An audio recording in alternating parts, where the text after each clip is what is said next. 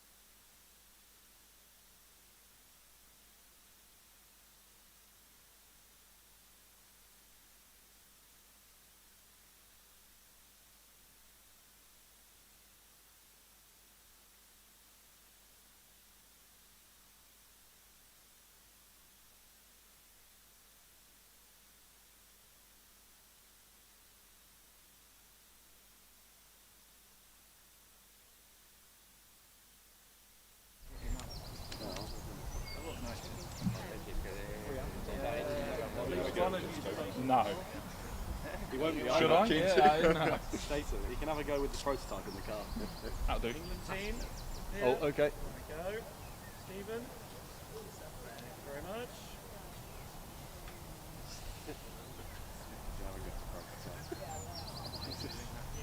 Who did the little symbol at the time? It is a natural reaction. It's involuntary. Voluntary white powder symbol. That's the power of the internet though, that's what social media is. Andre. Thank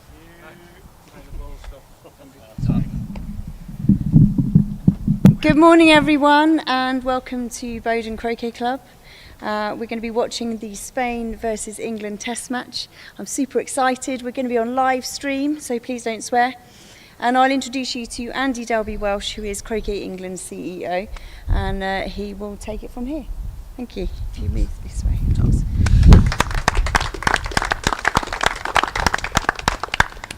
Well, good morning.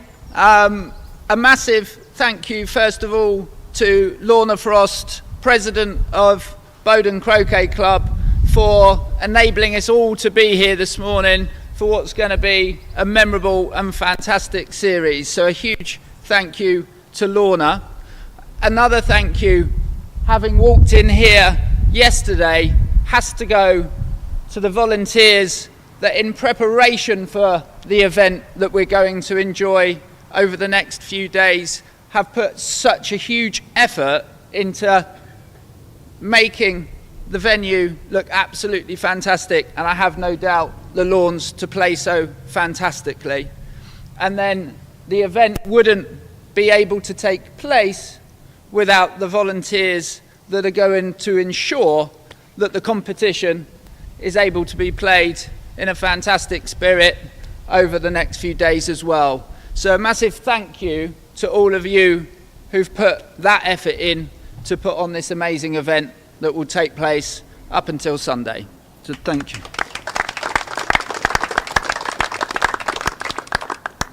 At Croquet England, our mission is to attract more people to play more croquet in more places, but for fun, friendship and competition. And I have to say that since arriving yesterday, so much fun has already been had in the preparation of the event and in the socialising that's taken place.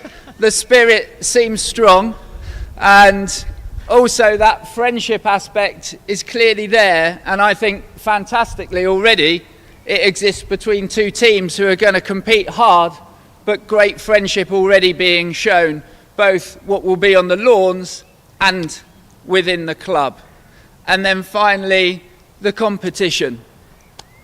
You guys are all here and are going to compete hard, no doubt about it. It's one of the beautiful things about sport, is that competitive part. So I wish you both teams the most fantastic of competition, and it will give me the pleasure to welcome up John Paul Moberly, the England captain, to introduce the England team, and Jose Riva to come up and introduce the Spain team before we let battle commence. So Jean Paul, please.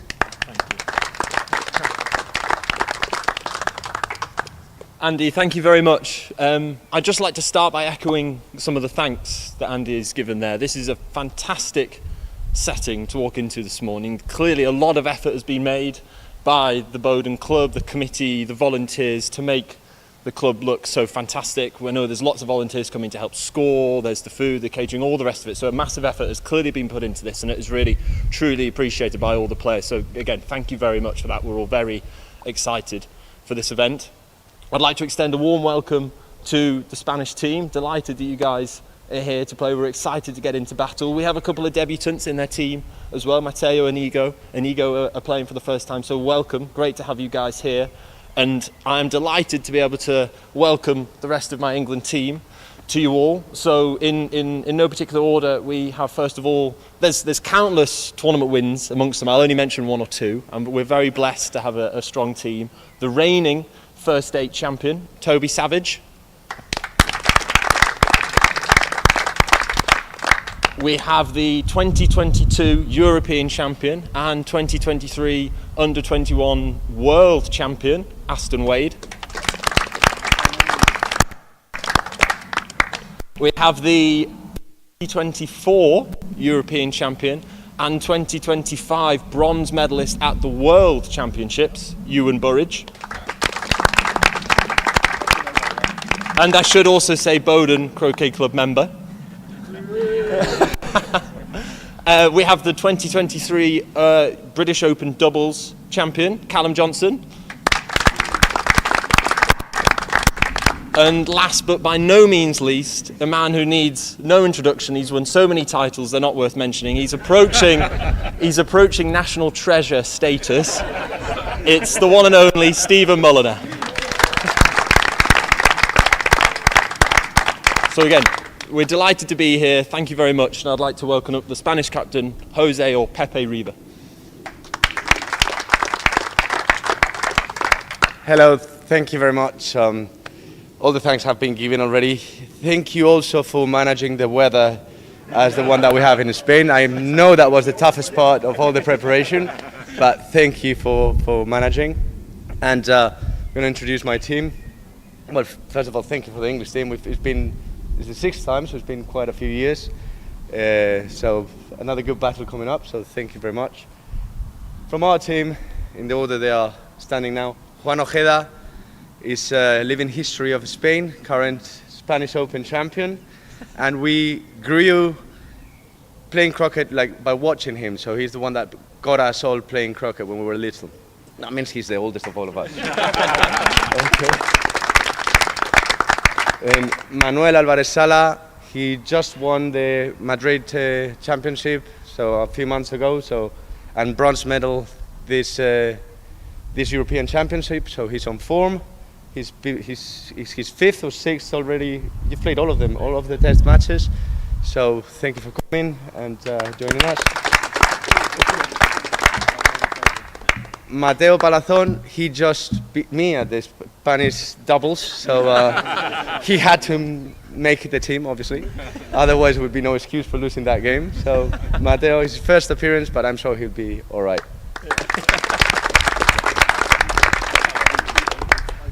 Íñigo, my doubles partner on that final, so I couldn't let him out if I was coming. So first debut in this test match, but been playing a while also, and very strong players.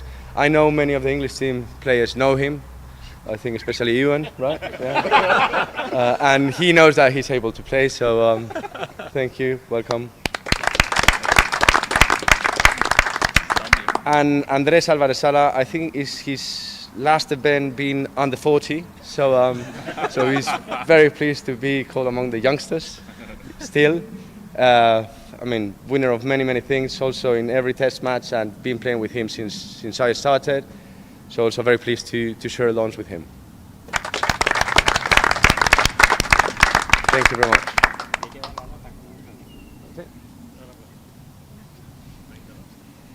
Good morning, everybody. I'm the manager for today. I've got a couple of health and safety items. First one is there's a camera positioned over by lawn 1 and lawn 3. The cabling, if you can all be aware of where that is, it goes along the bank. So, timetable of play. The lawn allocation is on the windows in each clubhouse. So you've got lawn 1, lawn 2 down the bottom, and lawn 3 at the top. We will use lawn 4 at some point. They all have signage, and the numbers is where you will be starting the games from. Each player, you will have your own player profile, and this will be given to you tomorrow morning. The doubles is already on each of the huts, but you're given your player profile tomorrow. If you can carry that with you and give it to your scorer in each morning, and that will then be up on the board. When you're playing, if you score a hoop, can you please raise your mallet? Make sure that your scorer raises their hand in acknowledgement that they have taken the score, and then you can carry on playing. Scoring method, we're going to keep a whiteboard inside the clubhouse. There will also be a running total on outside of the clubhouse, so anybody can catch up with what the scores are running. We will go on to croquet scores after each round, so I'll maintain that for you. In between games, if you can please take a 5-minute break. When you come to record scores, I'd like the winner to find me in the clubhouse and record the score, and the loser to then acknowledge the score just by initialing it, and we'll put those through.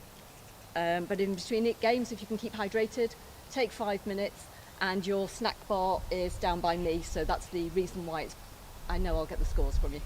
If I can hand you over to your tournament referee. Thank you, Sandra. Right, guys, just really to remind you, as you know, toss of the coin before every match. Decide who's going first. Please ensure your scorer knows that you're going first or second, because it could be quite crucial to getting the scores right. Obviously, if you need a referee, there's myself, and there's also Tom available. The usual way, you know, hold your mallet up, or if we're not quite watching, get a message to us somehow, quietly, or you know, shout us or whatever. Obviously, if it's a high risk shot, do not be afraid to ask for the referee. That's why we're here. And what I would say is, if you're going to do a high risk shot, think about doing a low risk one instead. Fair and sporting play throughout. But crucially, if there's going to be a wrong ball about to be played, please, the players in that match only, or Tom or myself, can forestall. Okay? No. It's been agreed by the captains that if you're a player but not on the lawn, bring it to Tom or my attention and we'll intervene as soon as we can. Okay? But other than that, I'm looking forward to seeing some great play. I know it's going to be a cracking weekend, played in a fair and sporting manner, so let's enjoy the weekend. Yeah. First round of matches, obviously you've got time now to warm up, practice, and start by about past latest. Stephen and Aston playing Juan and Matteo on lawn 1. Ewan, Callum versus the Salas on lawn 2. And JP and Toby on lawn 3 with Pepe and Inigo.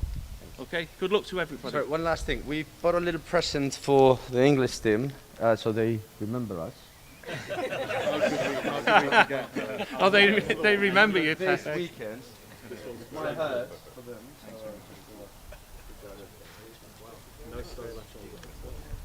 Thank you very much, Pepe. We'll make sure to give you memories of us. To be soft, to be on the lawn, right? Be soft with us now, okay? We're friends. Oh, pictures. Spanish fans. Okay. Where's Siggy? I think she's already taken it. I take the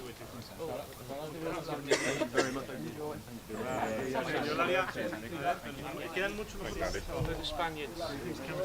Morning, Siggy. Do that one as well. Very agile.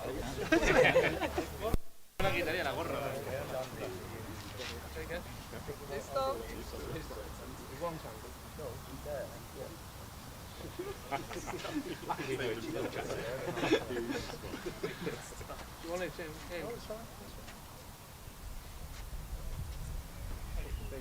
I'll be in front and centre with the tall mallet. You guys gonna pose? Are we having the tall people at the front or the back?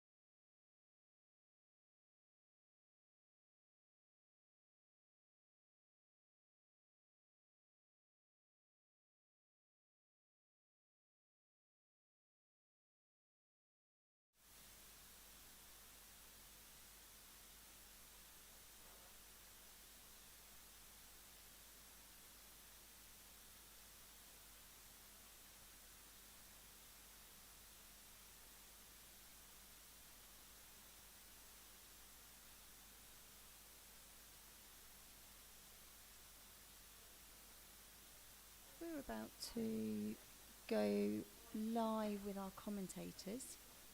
Your commentators today will be David Beddy and Chris Williamson, and they're joined by Andy Dalby Welsh before the games start while we're watching the warm-ups. Like these are presumably.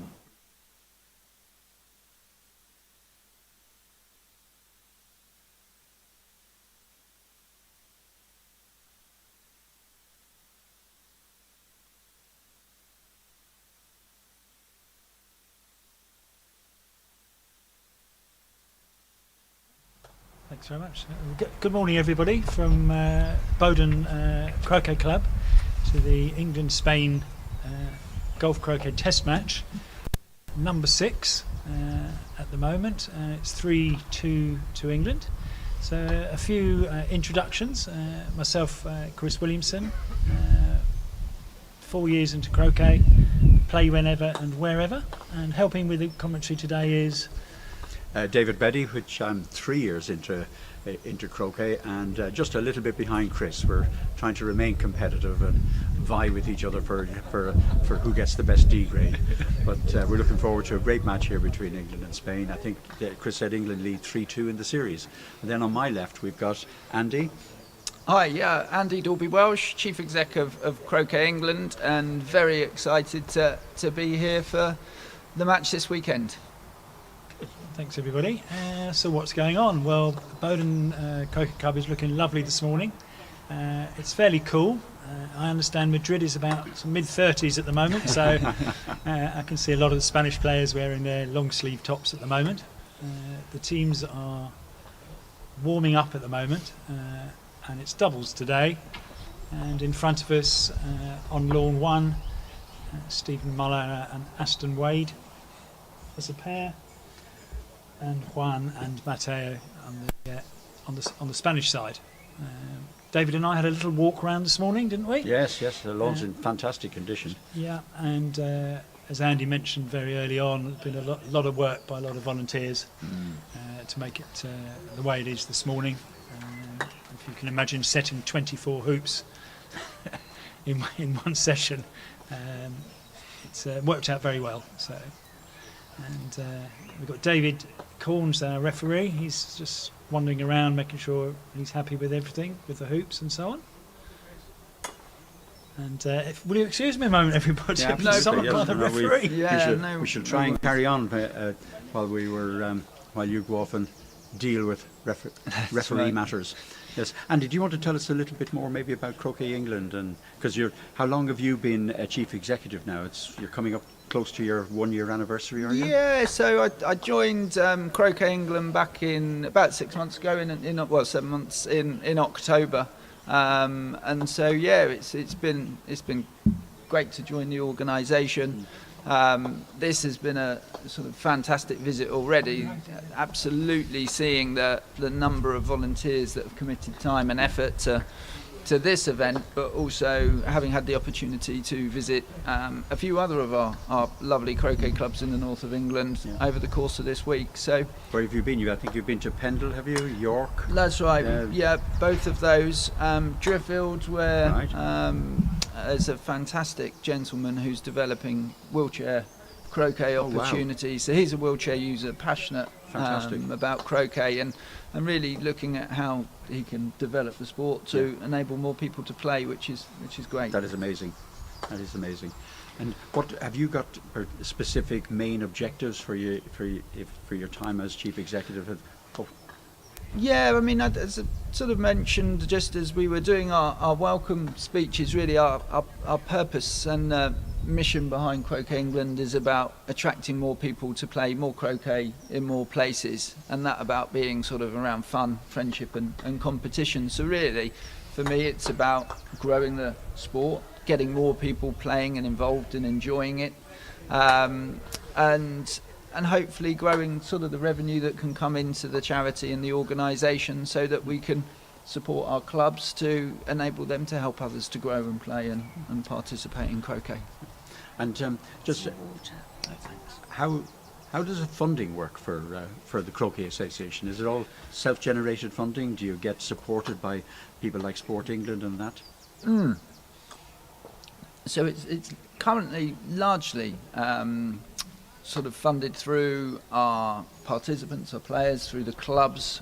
So through membership subscriptions and club memberships will generate the significant amount of income that we have. We also have the shop down in Cheltenham where we sell mallets and sets and clothing and things like that, which also supports in bringing monies into the charity, which again enable us to have things like a funding committee that will distribute money out to clubs to help clubs develop their offers, but also pavilions or lawns or things like that. So, I mean, one of my roles certainly is to look at how do we draw more funding into the sport, and exploring whether bodies such as Sport England or the National Lottery Community Fund, for example, may be interested in supporting, and as well sort of thinking about whether we can develop some of the corporate relationships. So I know the England team who take place in the Team World Championships for Association Croquet later this year are sponsored, and so we want to try and develop a few more of those relationships, and I think there's been some sponsors who've supported this event as well, so that feels like a big area to... I think it's interesting, I find, is that if you don't play croquet, the perception is, oh, this is an older person's game. But what astonishes me is the number of young people are taking part in the game. I mean, even today we've got the guys who are playing here, you've probably got an average age of somewhere in the late 20s or early 30s, and you've got young guys who've been playing it from the age of 8, 9, 10, 11, 12, right up to... I was competing in a golf C class tournament, I think last year, or B class it was actually, and one of my opponents who came runner-up was actually in his 90th year. Is that right? And so it's one of these sports that just... we from at the outside, with no knowledge, we think it's just for elderly people, but in actual fact it's for people at all walks of life, all ages.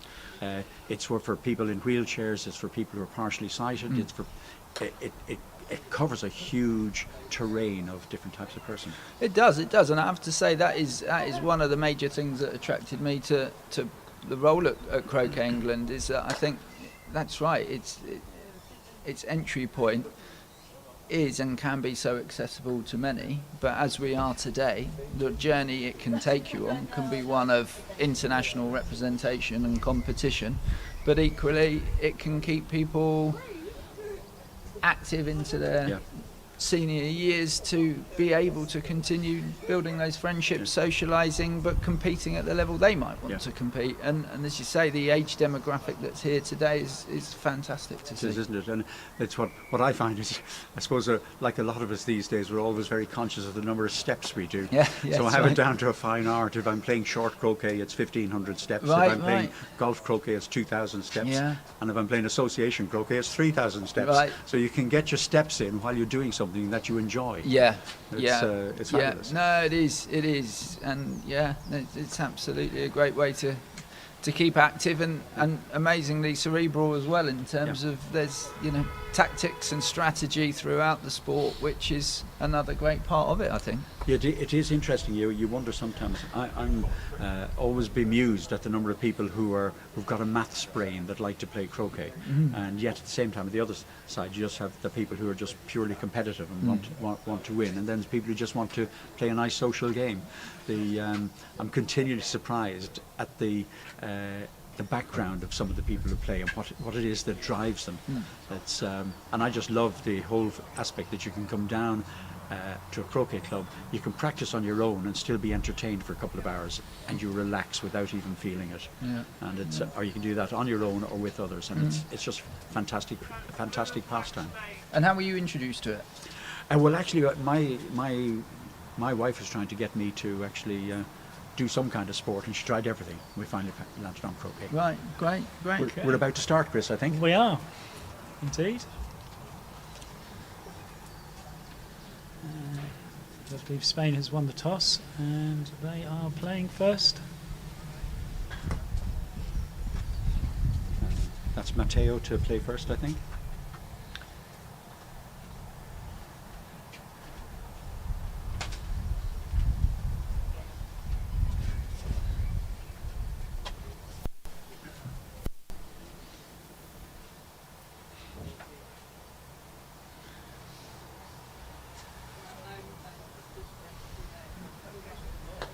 Stephen Mulliner away first for the English team. And it's interesting to see that Stephen always comes up to have a look and see where the balls are placed. Stephen, of course, being the most experienced of the England team.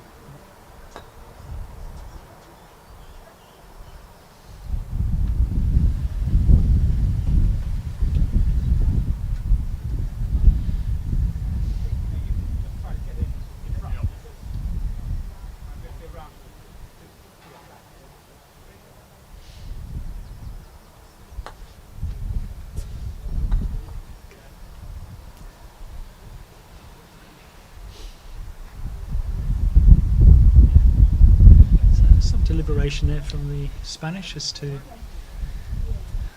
what option they will choose now.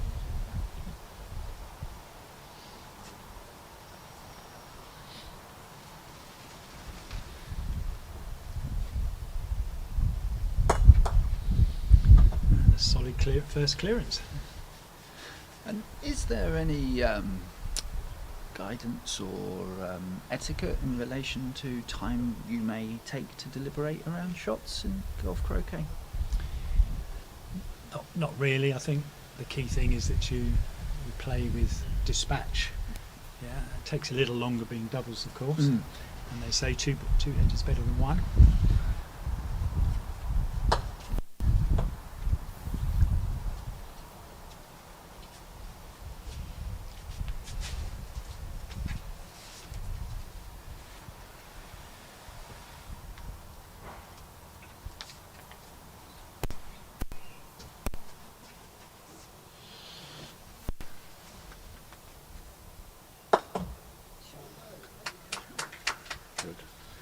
And Spain first to score.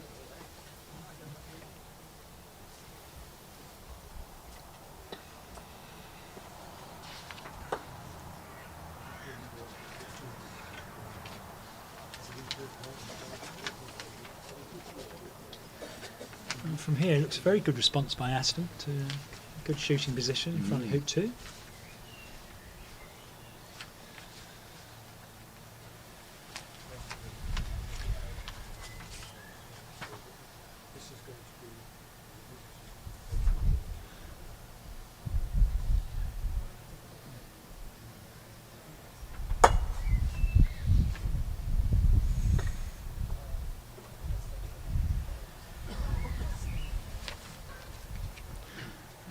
Aston is another one of those up-and-coming young players from England, isn't he? That I spoke a little bit about the young age demographic that we've got.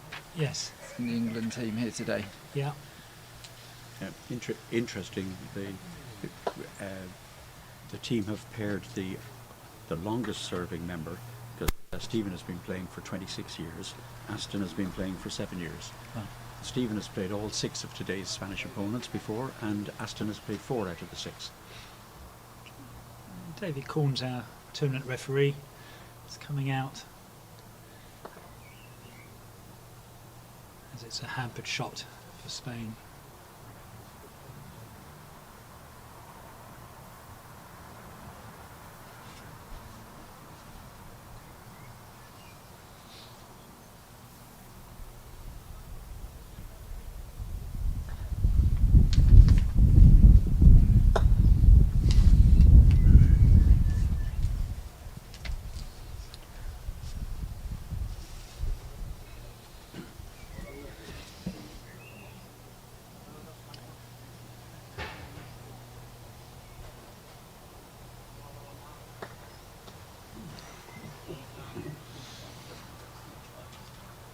The matches are, of course, are being played in a best-of-3 format, and each game is the best of 13 hoops, so whoever gets to 7 first is declared the winner.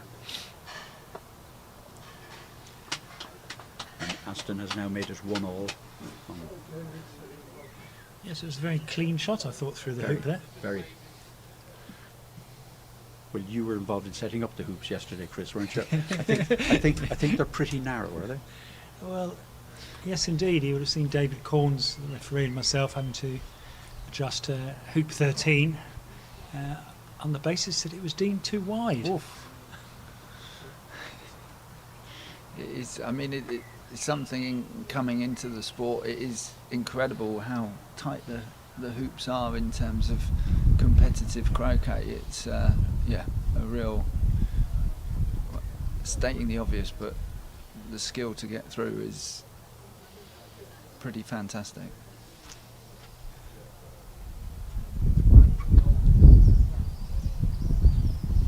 People talk about the volunteers involved in getting this together, and what was striking me yesterday as I came to watch Chris help put in the hoops. There was a number of people involved in putting in a hoop. I think there were 4 people, and there was probably about 8 different tools or pieces of equipment that I had never ever seen before, and it was quite striking.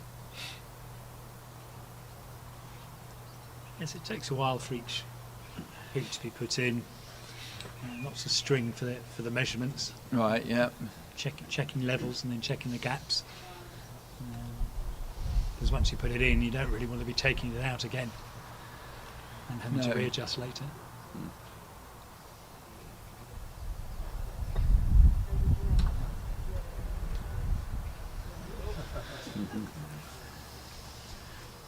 Aston attempting to clear Blue. the blue.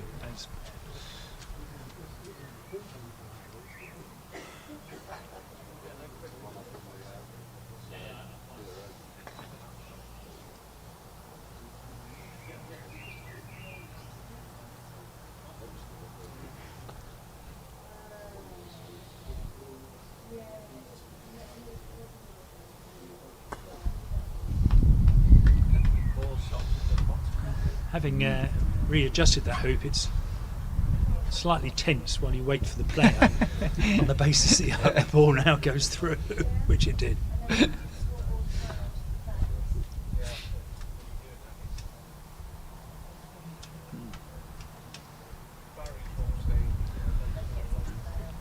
has been a hoop scored on lawn 2, but I can't see who it's for at the moment. It's 2-1 in this match. It's 1-0. I think possibly to England in the other match, and the third match hasn't scored yet. Yes, on lawn 2 there, I think the one is on the blue-black side. You might be able to see in a moment who's playing blue and black and be able to tell you who the score is for.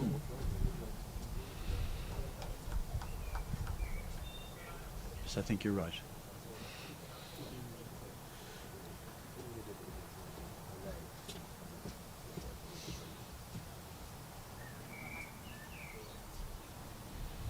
And in terms of format, we're obviously doubles today. How will the next 2 days play out with regards to the competition?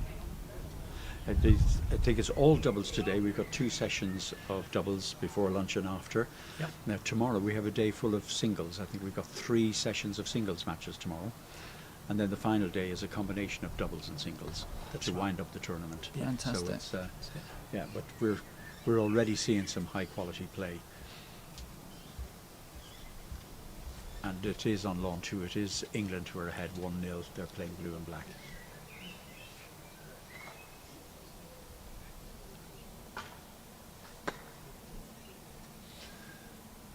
Ooh.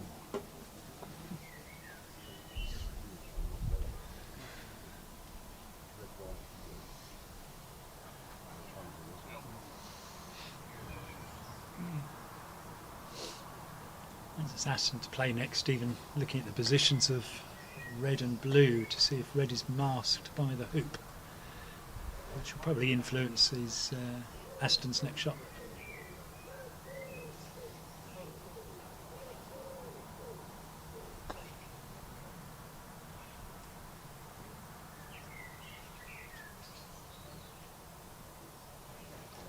Can't quite see from here, but I think Aston was trying to hide the yellow from the black, David, possibly? I think he might be, yes, or else trying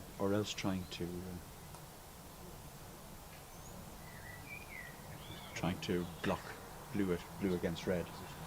I think you're right.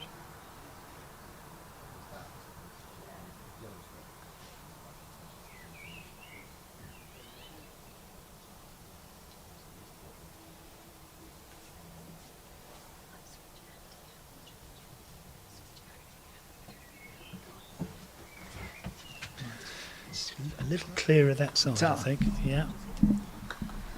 But then through this side, Magic. and it's just going to come through here. Otherwise, we've got the wiring issue.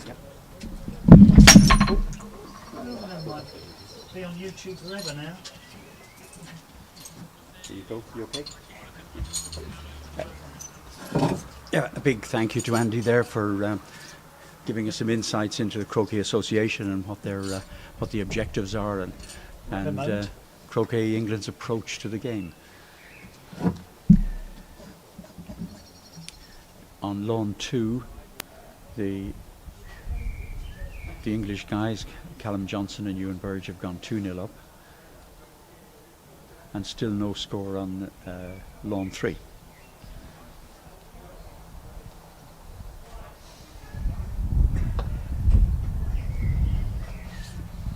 Aston Wade having a run at the hoop there, which unfortunately didn't work out.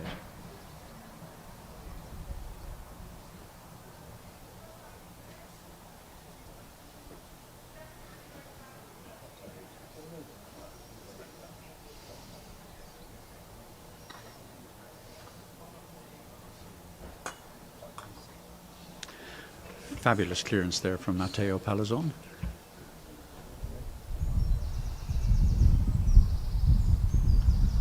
You'll see that Stephen now has to come all the way back.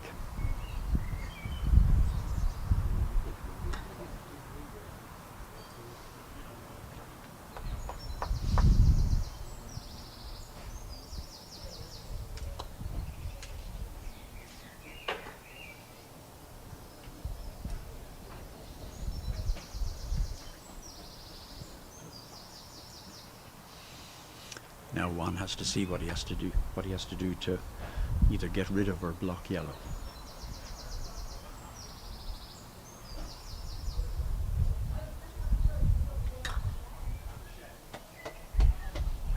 And this time it's Aston who has the long walk. Lawn 2, England have gone 3-0 up. Callum Johnson and Ewan Burridge having quite a purple patch there. Against Andreas and Manuel Alvarez Sala.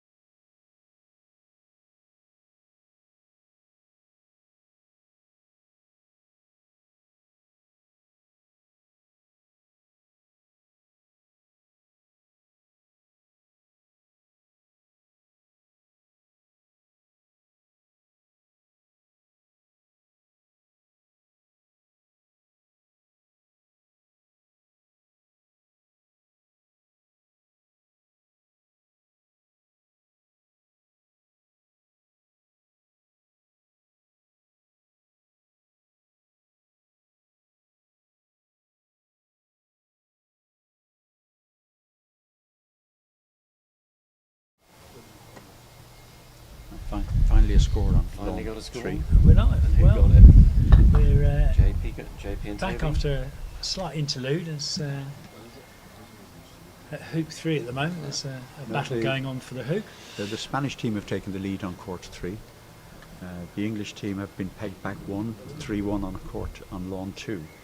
And on lawn 1 we're having this battle around hoop 4, where And, England are currently leading 2-1.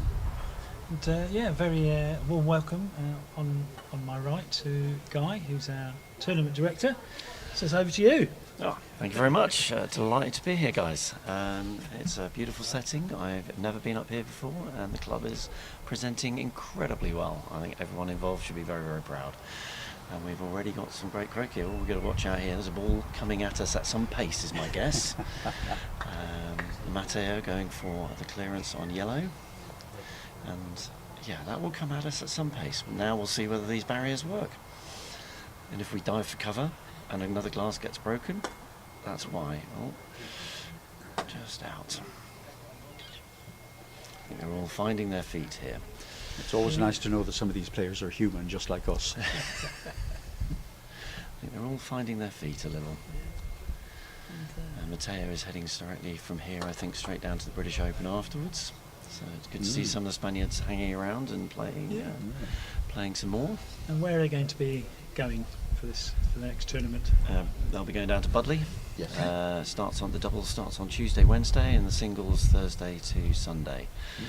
It's another incredible field. There are some amazing people. Looking at the doubles is going to be very entertaining.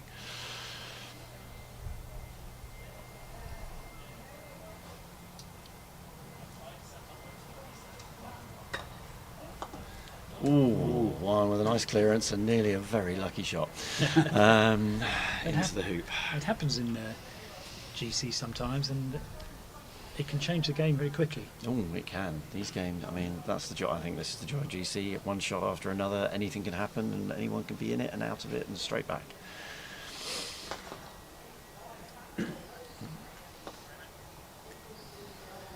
Score change on lawn 2 and lawn 3. Lawn 2 is now 3-2 to England, and lawn 3 is 1-all. And we're still waiting the outcome of hoop 4 on the lawn you're currently watching.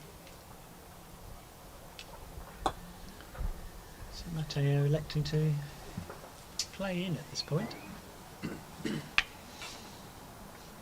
I think that was definitely the right call, and as long as he hasn't got in the way of black, that would be unfortunate.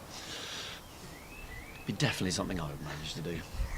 So sometimes it's a shot you would deliberately play to hide behind the opponent's ball so that it can't knock yours out of the way. Oh, so he wasn't in the way, and now, well, we'll see. I can't tell from this angle. Looks like black still has a shot on yellow.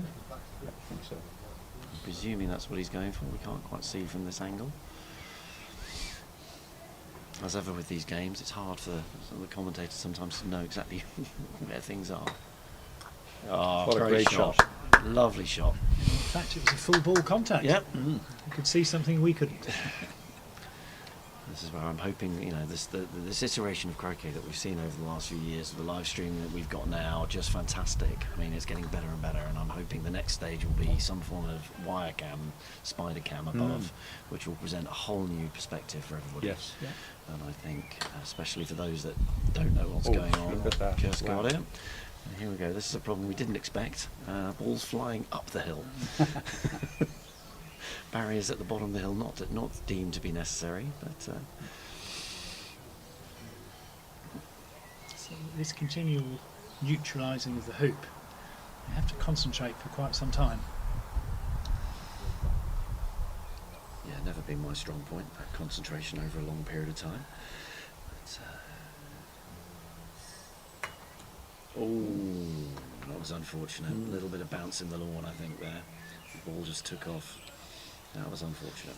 I think one of the big things that strikes me about players at this level as opposed to us as ordinary club players is the risks that they're prepared to take. Things that we would see as being a massive risk, like trying to hit a ball from 20, 30 yards just to clear when we would think we should be positioning ourselves at the hoop. I think that's where the line divides. These guys have a lot of confidence in their strokes. I agree, but I think you'll also find people saying, well, you can go for those risky shots, but if you don't put pressure on the opponents, sometimes just having a ball in there puts that pressure on them, and if there isn't any pressure on them, they get a free shot. So it's an interesting, it's a balance that they all having to think about every time.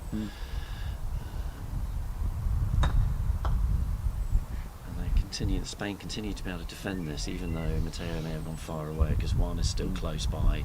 There is really nowhere that Stephen and Aston can go where they can hide from Juan at the moment, and so that's going to give Matteo a chance to come back in.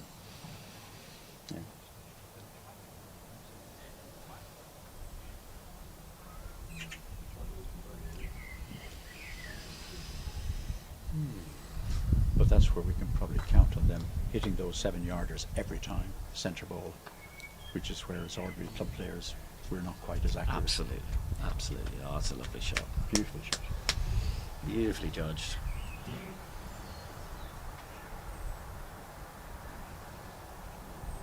So it looks like there's some protection for blue from the red behind the yellow. I think the red is trying to defend the yellow. Yeah. From their It's the follow. first call, yeah, try and defend the yellow from the black. Don't think he's made it. It looks short, doesn't it? From here, I would agree.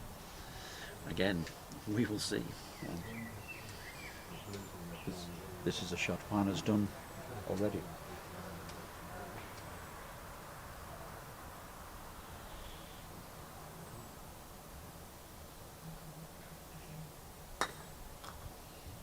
That's nice, nicely done. Just move blue on, we'll see whether that's going to affect, impact Mateo's shot. He still looks pretty comfortable with it. Yeah, it's hard to see the angle for blue's shot to the hoop from here. So Meanwhile, have you talked about the lawn speed today? no, 'Cause you guys measured it we've yesterday. actually been waiting for the tournament director to give us some degree of lecture. I don't understand it. I don't understand it, but you guys were measuring it yesterday. I understand Jack was banging the ball down, and what was the timing? Jack from- was, and I was timing it, and it was just between 8 and 9 seconds, close to Right. 9 seconds for from one end to the other. Oh, a massive surprise. There's been a lot of rain recently, so and these are, I think the club chose, having set the hoops yesterday, not to mow today, but they will mow tomorrow. Yes. So hopefully we get a nice dry day. The wind will come across. I think it'll make everything a little bit faster tomorrow. There's a little bit of moisture on there this morning. Yeah. Oh, tried for a little chip to give him. And Guy, why is that line speed important? Why is the line? What the speed of the the speed, lawns? yeah, speed of the I lawn think speed. generally, people want slightly faster lawns. I think than that just makes it that little bit harder. The slower lawn, I think, gives you a little more leeway to pull the ball into position. Whether that's true or not, I don't know. That's just how it feels for me. Yeah. We've got. Is this the first Mulliner on the ground of the day? God, I wish I could do that. It's getting down there, it's okay. It's the returning to the upright position. That was unfortunate. Just couldn't tell if that took a curl or if Stephen was just offline. It's a fairly typical pose for Stephen Mulliner. Yeah, it's a very typical pose. Stephen is still one of the fittest people on the circuit. Absolutely. Leaping up and down, you'll see him chasing balls all over the place. 26 years he's been playing this at this level. That's a hell of a... 20 longer than 26, surely. No, 26 years GC. Okay. Yeah. Because we were down in Budley last year, and Stephen and I were staying in the same house, and this house that we were staying in had the lady who used to own it who played croquet up at Budley, and there was just a whole lot of croquet memorabilia, and we found a 1985 brochure how to play croquet, and who we were looking through, and I was going, who's that? And Stephen took it off me and went, you're not going to believe it, but that's me. I went, Stephen, but you had it was Stephen playing croquet 1985. Wow. Still had the long socks. All of that had changed. Wow. Yeah, we got a great picture out of it. By the way, it's all tied 3-3 on lawn 2 at the moment, so the Spanish team have pulled back from being 3-0 down. With Callum looking for a good run down.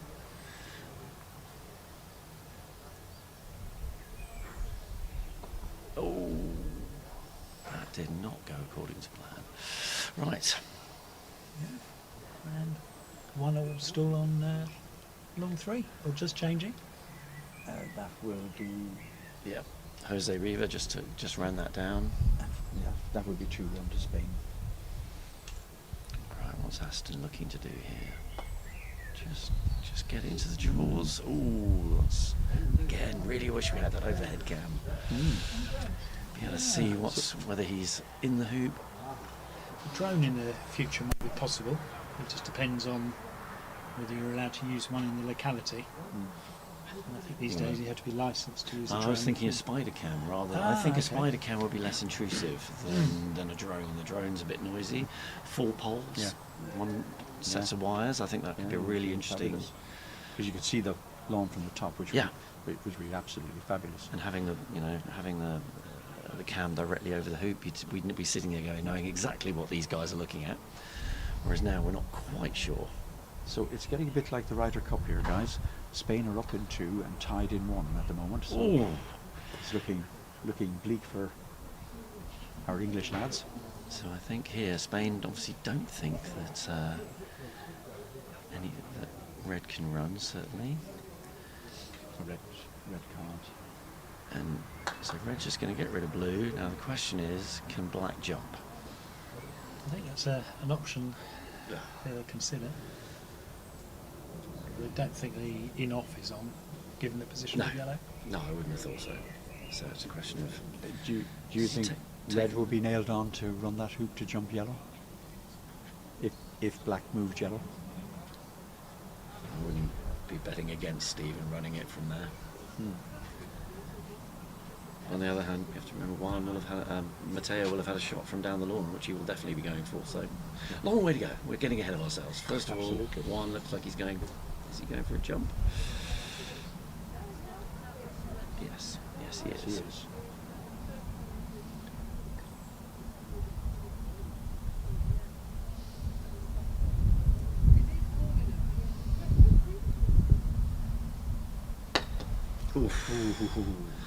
And 5 of the 6 Spanish team all using these new mallets developed by their captain Jose Riva. Tall mallets, Yes. so 5 of them are using them.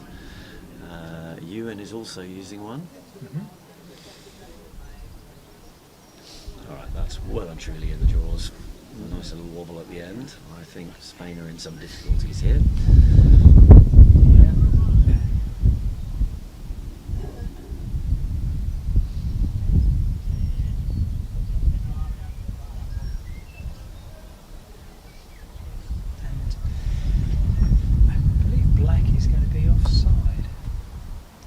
He'll get a chance to play before Before yellow.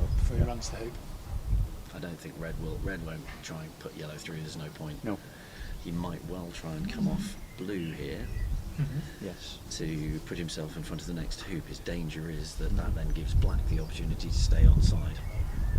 If red bounces off in front of hoop 5, black can then use that as a ball to get itself in front of hoop 5. By hitting red. By hitting red, yes.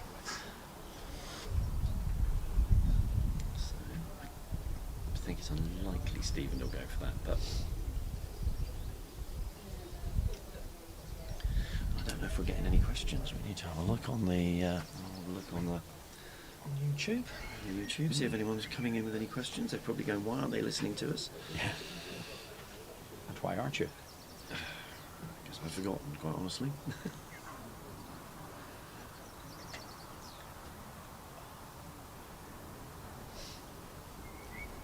While we have a pause in play, I'm just going to do a complete self-congratulation to my daughter, who's just got a first in her 4-year accelerated Masters in Physics.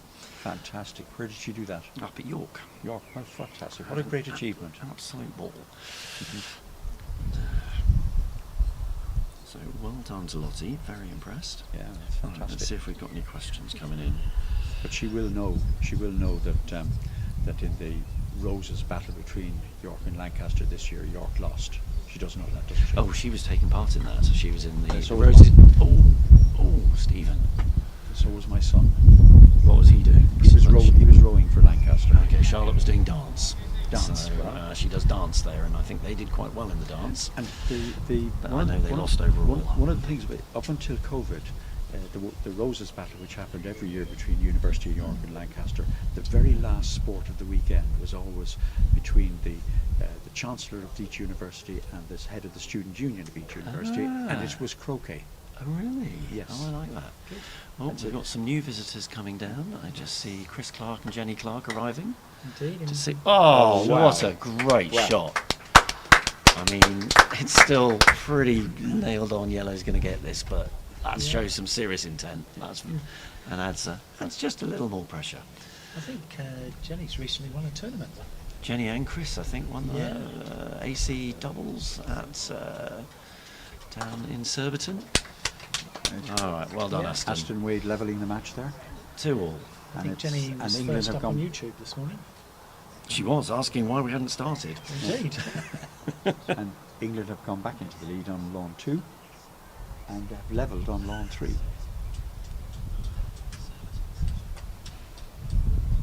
I'm quite liking this last comment that's come up, which is a story about Stephen. A few years ago, one player asked why Stephen did his press-ups on the lawn, as we've just seen. Stephen's wife Sarah overheard and interrupted, just to prove that he can. If true, it's continuing today. Mm-hmm.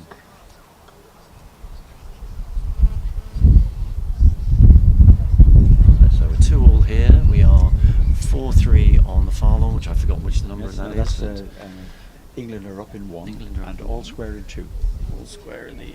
So they're up there. So they're turning it around.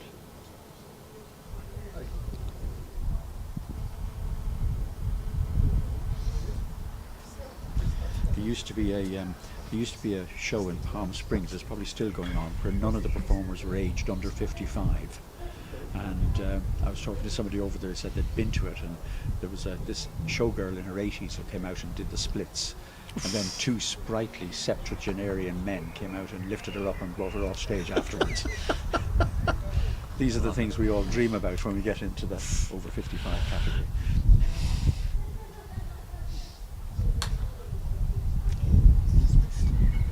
What's he going for there? I think it's the blue. Oh, I can see the blue. Yes, he was going for the blue. I couldn't see that behind Stephen. Yes, he was definitely going for that. This feels quite aggressive. Looks like With red right in front. I might have got rid of that.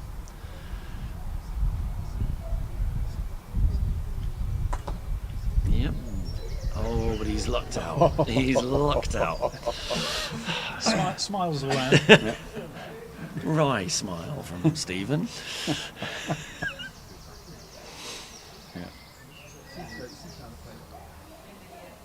Just when you think you've got a chance, eh? Mm.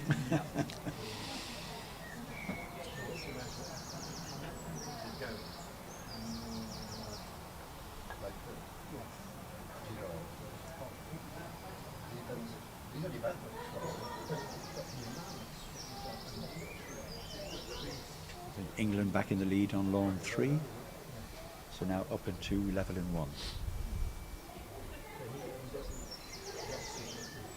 Some deliberation here between Stephen and Aston.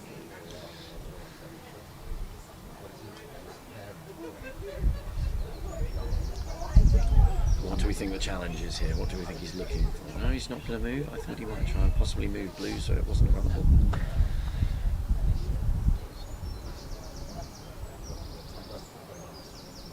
I think that's because Aston will want to move yellow back in from an offside position if black doesn't play. But it also gives the red a shot at hoop 6 if black converts. Yep, gets him up. Well, certainly he was moving out of the way, so he had a shot down the lawn. Yeah. I just thought he might move blue at the same time. Anyway, what do I know? Oh, well, in the jaws, pretty solid. Yeah. Now, I imagine Aston will try and move black, do you think? Well, I think he... Well, that's what they're debating is, does he move black or does he move blue, I guess? Yeah. And leave Stephen the jump. It's hard to move blue far enough away. It is.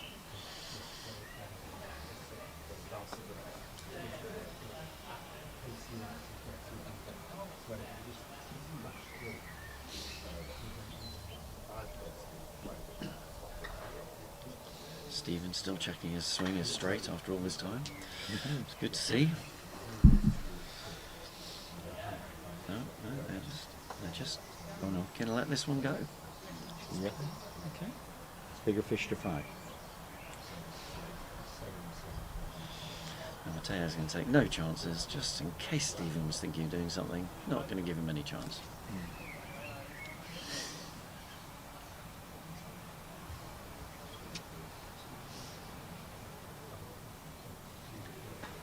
Haven't seen much jumping on here, so I don't know how far one can jump realistically on these lawns. They're all testing it, aren't they? Some of the jump shots have certainly achieved some some height into the top of the hoop. Yeah, Stephen's just going to come straight past, try and block Black on the way down. Not get himself behind that. Ooh, probably didn't want to get himself right there. Yeah. Not the end of the world. Not the end of the world, but you probably don't want the peg in the way to the next heap.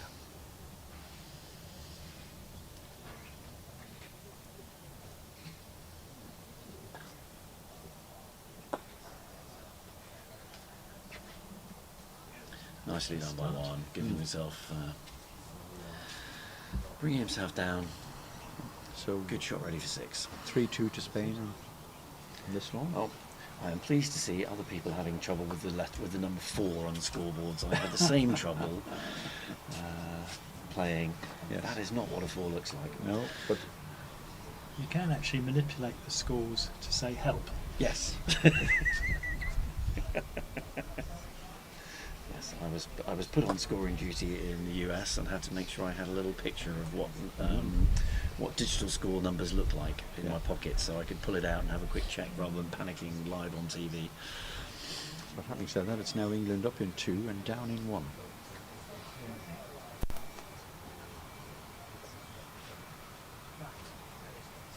But all very tight, as one would expect at this stage, I think. I think he got the look. Yeah.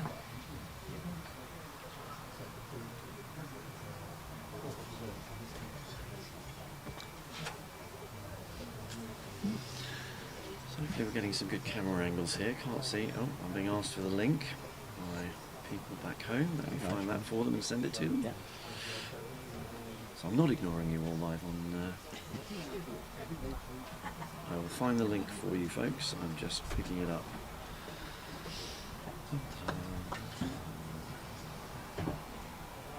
Nice clearance and fun.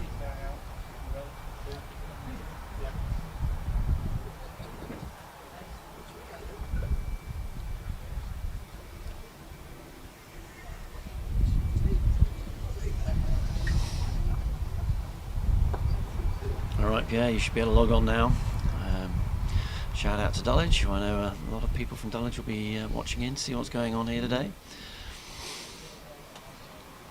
We've just come back ourselves from playing in Vigo, which was a fantastic experience, as ever. Playing in Spain is just wonderful. Do you run many tournaments in Dulwich? We don't actually. Bizarrely, we never, I don't think, run. I think we won one AC tournament that's we've had on, but we've never run a GC tournament, which is very remiss of us. Yeah. We're in the middle of a whole series of changes going on at the club. Once we get our 2 new lawns, I'm definitely intending to bring in a one-day GC tournament. I think there's a lot of people that like the idea of a one-day tournament, not having to stay. The expense of having to stay overnight, you just come down, play and go. So I think we're going to give that a try, which will be a couple of years' time.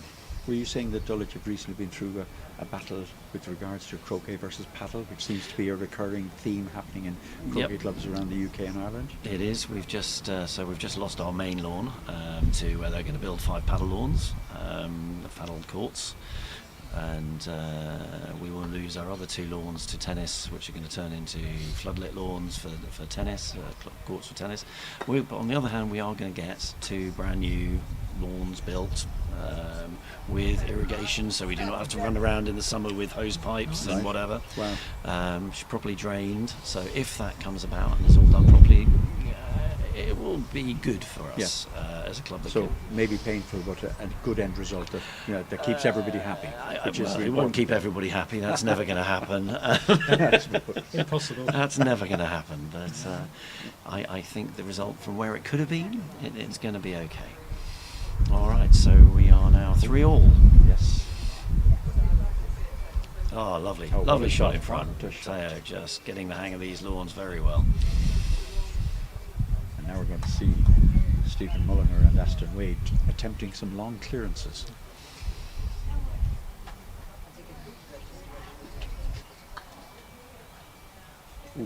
Stephen misses with that one.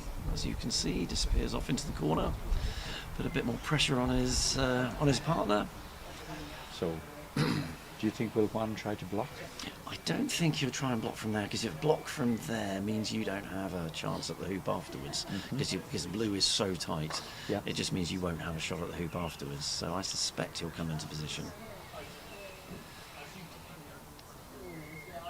And then if yellow clears blue, blue is going to be somewhere near red, and blue will be able to stand a much better chance of getting a decent block on black going forward. Are we about to get waved at?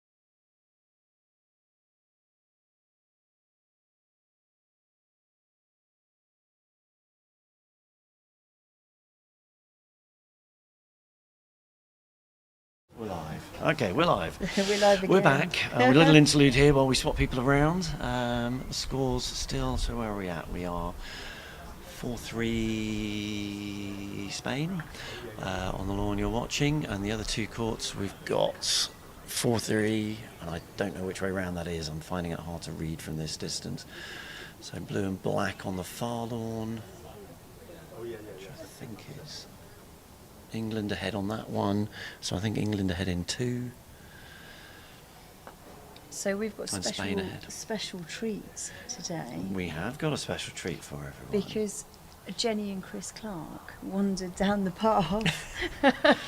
Fresh off their win at Surbiton. They've Yeah. just won the mixed Mixed doubles AC event down there. And they got here nearly as fast as the hoops did. They did, yeah, they did. Well, it's true, that's where they would have come from, I suppose. Indeed, that's exactly where they came from. good. So, Alison, welcome onto the live commentary too. Thank you very much. I don't normally Don't come normally in get in front of the camera. Well, No. I don't know why. Absolute pleasure to have Thank you you here. so much. And all Dave. your work that you're doing in the background, it's making it fantastic. And you shall be running away later today, and Duncan arriving, I think, That's later it. on. Duncan takes over. So how's the event going as a I think the director? event, well, as tournament director, I have no clue what I'm doing. I think it's going really well, and I think that's absolutely right. Most people were surprised to see I was even here. So I don't think tournament directors normally turn up. Oh, really? But delighted to be here. It's a lovely club. Can't believe I've not been here before. Sure, certainly won't be the last time I've been here. So all right, so we've got a bit of a clearing battle going on. Well, they had this at Hoop 4, didn't They they? did. They went off That was sometime at 4. huge, yeah. And yeah, back to working out where they're going to be. Each one trying to get the pressure on.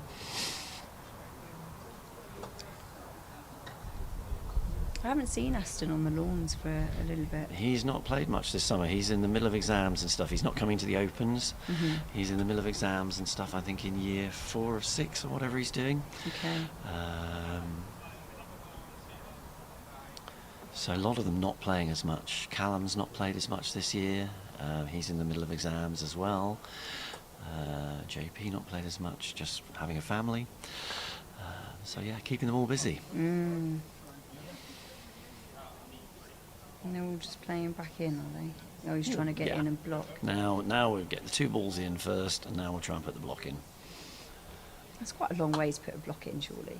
Not for someone of Stephen's calibre, it shouldn't be, but he's overrun that. I think so, yeah. Right, I think this is goodbye yellow. Not expecting Juan to miss this. I probably shouldn't put the commentator's curse on him, should I? That's very unkind. No. Very unkind. But I'm really not expecting him to miss this.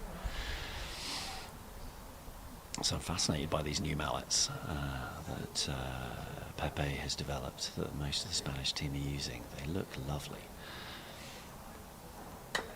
And there we go. Whoa. Nice clearance. Send that away. Rolling black onto halfway to the next. Just lovely. It just looks too easy, doesn't it, really? They're all getting their eye in now, getting warmed up. Always those first match nerves. Game 1, everyone's settling in, but it's interesting, although there's quite a difference in D grade averages between these two teams. Really? I don't feel that there really is on the lawns.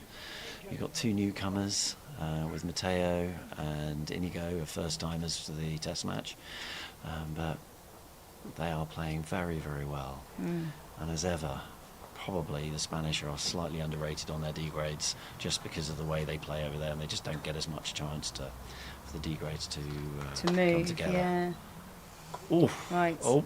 I'm going to go and find a couple of Clarks for you. You're going to go and find a couple of Clarks for me. Well, there we go. What more could one ask for? All right, so clearance miss there. Aston managing to remove his partner instead.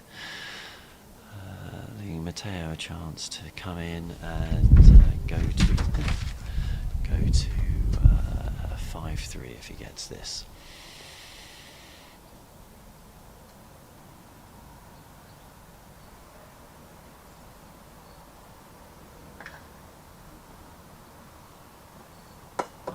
Oh, ouch, that's going to be painful. Still, no one else is anywhere near the hoop, so that's fine. And we are going to welcome in Chris Clark, coming in on my left. Hot off, congratulations on your AC victory with Jenny at the weekend. Thanks very much, Guy. And welcome to the club, which is looking beautiful. I think one of the things perhaps the listeners don't understand is you start off with doubles in these major test matches and the standard of play tends to be quite low, possibly for 2 or 3 hours, as they gradually sort of get themselves comfortable with the lawn. And certainly, from what I've seen so far, they're struggling with both the positional play and the hoop running. And doubles always tends to have a lower standard of play than singles. Really? Yeah, absolutely. Okay. I think even though you're getting advice from your partner, it's got does really. it just take you off your game? You think? People are used to playing more singles than doubles. Yes, and true. they get into a rhythm. Yep. And it's one of the reasons why people shoot better at golf croquet than association croquet. We normally sit out for 20 minutes and play one shot. Yep. Whereas here you're playing a shot every 30 seconds. Yep. So you get into a much better shooting rhythm. And with doubles, that's just taken a little bit out. Yep, half the play, yes. Arguably the game's fractionally slower as well, because you're having to take into account your partner's view. You can't just go out and do what you want all the time. Oh, I don't like that, Chris. Yes, I understand that you are supposed to listen to your partner, but it does depend on who your partner is. So these games do tend to be quite a lot slower. Unfortunately, we only have the 2 rounds today, don't we? So 2 rounds of doubles today, and so it's plenty of time for us all day. And this is just sort of feeling each other out a bit today. It's only 6 out of the 27 matches. And yeah, I think both teams will be going, well, can we come out 4-2 ahead? Yeah. That'll be fine. That'll be a good start for either team. And I was just discussing with Alison, I think that there's quite a big D grade average difference between the teams, but I don't think that's representative of the actual players. We've been saying for quite a while that the Spanish as a whole are slightly underranked. Yeah. And the data that's been looked at tends to coincide with that. Just one moment, Chris, hold that thought. We're going to bring in Jenny on my other side. Welcome, Jenny. She's coming round all the wires and the cameras. Thanks, Guy. Welcome to the club, welcome to the tournament. Oh, thank you. I guess one of the things we should say is that both Jenny and myself have been members here for multiple years. Yep. So we know You that know it people well. around. It's a really, really nice location. just in the sort of middle of the village. But the lawns are always in pretty good nick. I think they had a few problems last year, so they've done well to get them back to this standard. Well, we've been hearing yesterday that there was, I can't remember the chap's name that used to look after them mostly on his own, who very sadly passed away. Oh! Well, he should have been playing for that. I mean, I know he's held his hand up, but I'm going to be playing for that. Yep, okay. 3/4 ball on the left to at least hit the hoop and stay nearby. I think to some extent he was holding his hand up to indicate he'd won the point. Oh, okay. Maybe. For the Maybe. scorer, Yes, possibly. that's definitely what they've been asked to do, is and then get the scorer to acknowledge they've received that. So, I is suspect that a combination of both. Sorry, guys, is that Peter Taylor you were talking about? Or someone else who'd been maintaining the lawns for some time? Alan Main. Was it Alan Alan May? who's also who donated these balls to the club, Oh, okay. and then he's very sadly passed away a few weeks ago. So they've then decided that they would bring in a groundsman to actually do the work. There was this discussion about, do we put up the membership to pay for that? And everyone said yes, please, because we don't want to do it. Yeah. So That's always the question, isn't it? Getting a volunteer, or it costs a lot of money for professional dear, groundsmen. Aston's gone miles very away. short. There we And go. we were in the car listening to the first few shots of the game, and Jenny was astonished that Aston put it almost off the west boundary first shot. Yes. So he hasn't quite got the pace of the lawns Not yet. yet. He only arrived this morning. He drove out this morning, so maybe that's still working it in. And I don't think he's playing that much at the moment. Yeah, just settling. It'll take a while.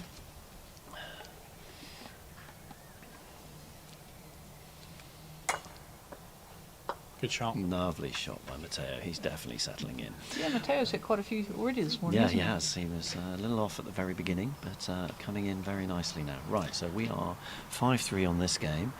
On the far lawn, with Callum and Ewan playing the Alvarez Salas. I think Callum and Ewan are 5-4 up. I think that's right. And we're And 6-4 up on lawn 3. 6-4 up, Toby and England. JP. These are very much sort of 3 natural partnerships. Toby has played a lot with JP in the past. They've won the open doubles. Yep.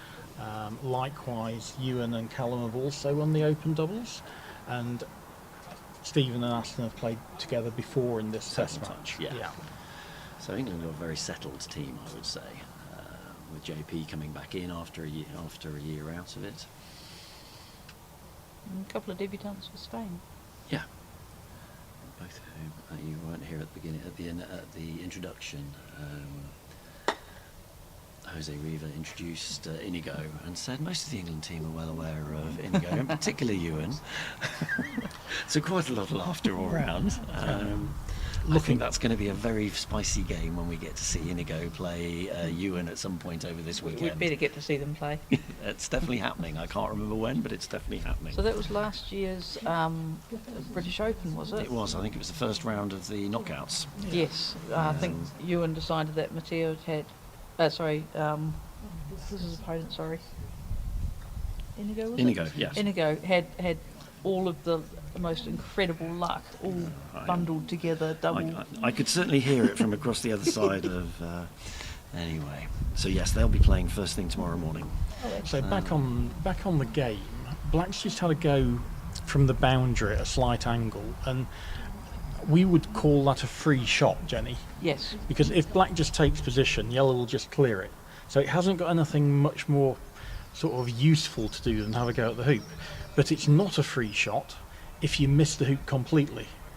We normally hope to hit the hoop and bounce 2 or 3 yards away, and as soon as you start missing them, and this is one thing I've noticed coming back and not playing to my past standard, it's so frustrating when you take a 7-yard hoop on and you miss it completely. You know, that would normally never be a possibility. Even Stephen's here probably going to nudge the Yellow just a ball forward. He's missed it. Stephen is having some uncharacteristic misses this morning as well, so I think the team are settling in. I'm just going to see if we're getting any questions online as well. Yellow's still runnable here. I'm not feeling the need to take that on because I'm 5-3 up, and if Yellow runs it, it's not going to run it all the way down to hoop 10, is it? No, and I think Probably not at that angle. Yellow's got a good chance of just jaws Yeah, it with blue in good position to jump. if the Spaniards could just trade the next two hoops, one each, Yep. that will be what they're They'll be looking in- for they'll be in good tactically. shape. Yep. So letting your opponent have a very angled hoop isn't a big problem for them at hoop 9.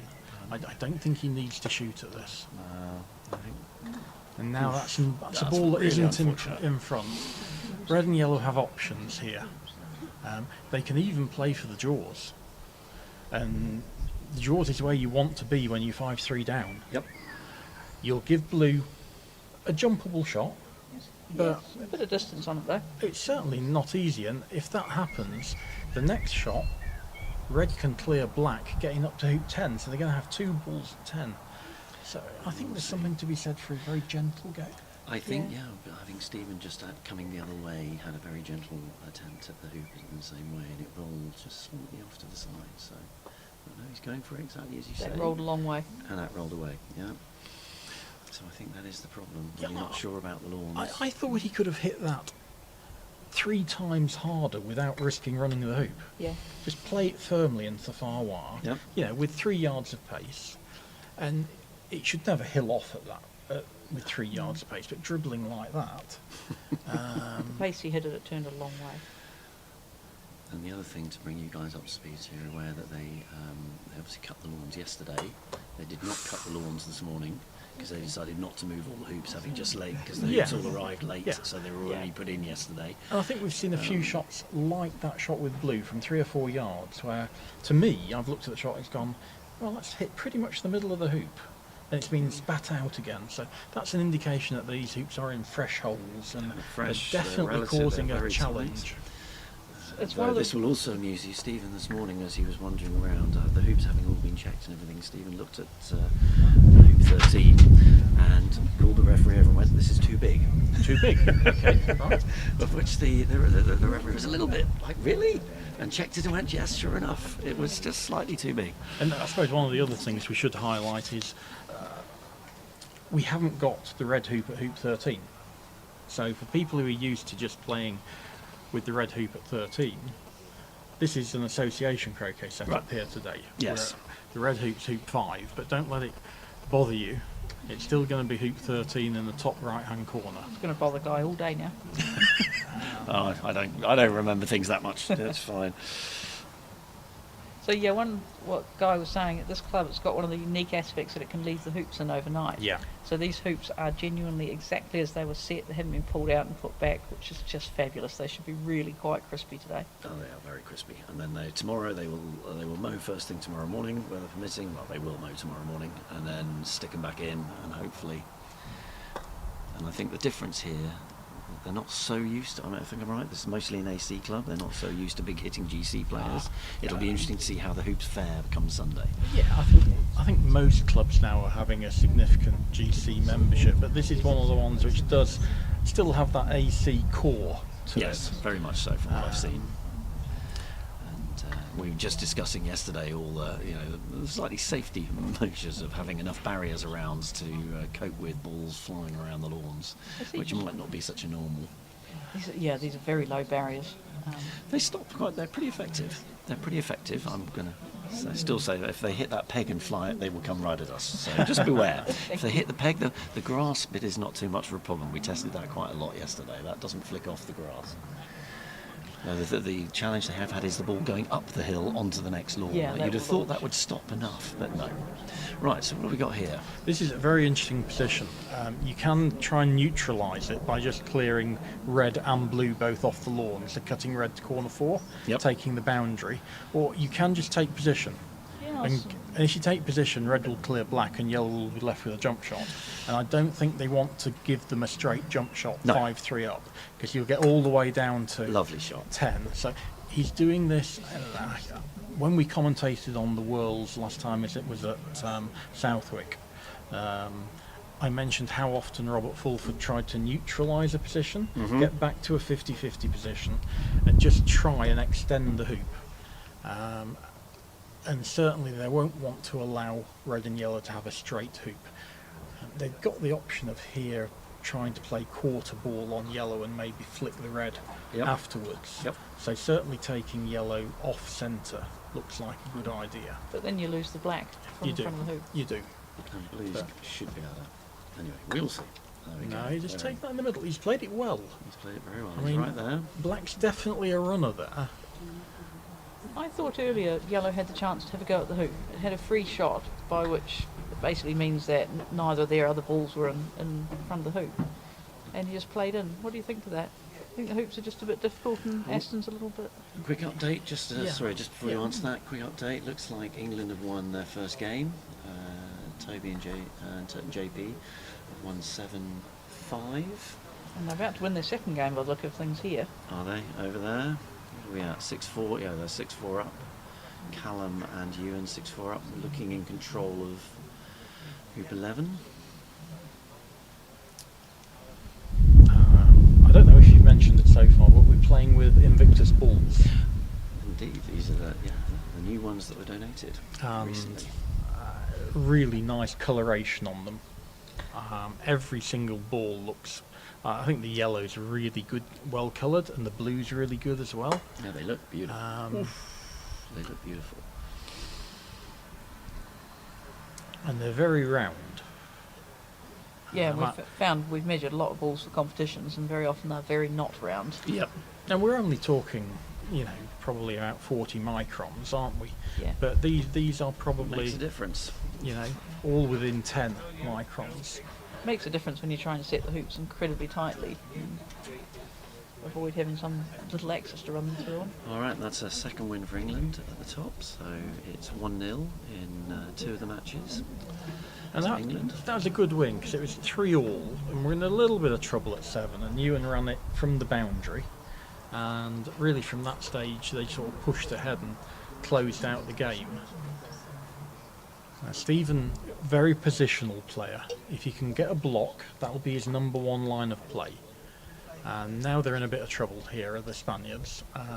Jumping this, aren't you? They can jump it. Do you think that's jumpable, Black? It seems like quite an angle to me, Jenny. It does seem It's like inside the corner, so it's definitely jumpable. I'm just going to stun yellow away. I'm going to trust my partner to be able to hit clear. Yep. red. I think so. Especially when you're 5-3 up, right? Yeah. So, Yeah, I mean... Keep the pressure on. Yeah. Mateo's been clearing well, so... I mean, you can see he's just trying to hit this probably 1/8 ball. Cut it to corner 1. Oh, as much as you would like, but he's done enough to... From my perspective, I'd rather have black off the lawn there than where it is. Just a little bit more powerful, can't be cleared. Stephen will be trying to get back in. Key thing here is not to leave yellow in a position where blue might get a random double clearance. Yeah, definitely don't warning that. I think he's safe there. Another consideration, taking yellow all the way to corner 1, is he's been having a bit of trouble positioning. Yeah. So just give him that longer shot. Yeah. I mean, to be honest, it's not a great yellow there. You really wanted that 3 balls further. Potentially coming right at us. So we'll just be, if we suddenly move... And from a technical point of view, this is a pretty good technique. It's straight back, straight forward. Yeah, lovely shot. Lovely that's shot. the shot I'm wanting, getting this get off the boundary. Get off the boundary. You're always going to have a shot. Stephen, What's Stephen Stephen doing? I Is he think, just will going to take come in? position. He won't try and nudge yellow? No. I don't think so. No, just try and get in the block on black. Give black the go at the hoop if he doesn't get position. That's short. It's not bad. No, it's good. Oh, it's long. There we go. There we go. So they're a bit quicker than they look. They're quite verdant green, aren't they? What do you reckon they are? 10.5, 11? We measured them yesterday about 9-10 last night. Yeah, I would have said they're 10. Last night, that's what they're. Jack will check. You can check with Jack. He did the hitting down the lawn. I think they were 9/10. Good shot. Lovely shot by Juan. That's a 6-3 Alright, a lot of lead battle. now. And like you were saying before, you just play fairly conservatively now. Yep. And I'm not sure the Spanish know how to do that, Jenny. It's not really in their nature. well, they've been choosing a few clearing options rather than shooting. Yeah, Juan is probably more conservative, and I think Mateo is more attacking. So perhaps that's why they're a good combo. Yeah. Yeah, it's nice to have the combination of styles and skills together. With Pepe introducing Juan this morning as the, not quite the granddaddy of Spanish croquet, but we all grew up watching Juan play. not saying he's old or anything. I'm just as well one's not hearing any of this and just way down the other end of the lawn. No, it's a young team, isn't It's a it, the very Spanish young team. team. We've got obviously quite a range of ages for England, from about, 24 all the way through to, I think Stephen's about 73 now. Yes, Stephen's the outlier for us, certainly. We've got a very young team as well.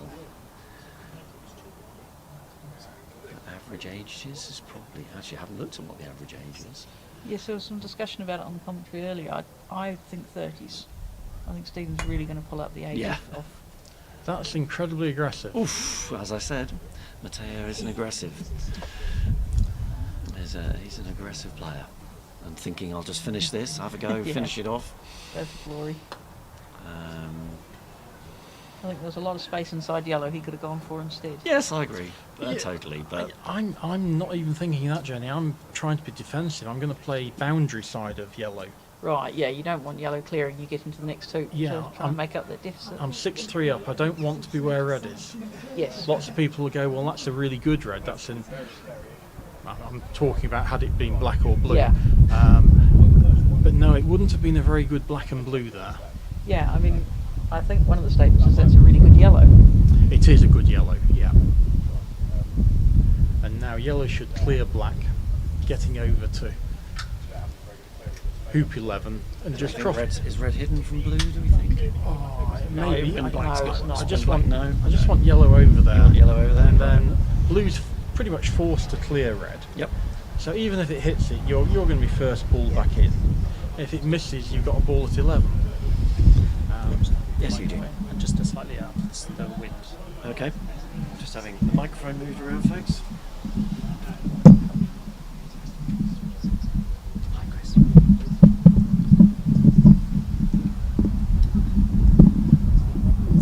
I really don't like this choice from Stephen. Thank you. I want to be aggressive, 6-3 down, and, Yeah, I think and just force that clearance blue on red. Yeah. What do you think Stephen's thinking of doing then here, Chris? I think he's just trying to get wide from blue closer into the hoop, because Okay. as you said, blue can't hit red. Yep. So yeah, they're in a very, very strong position at this hoop.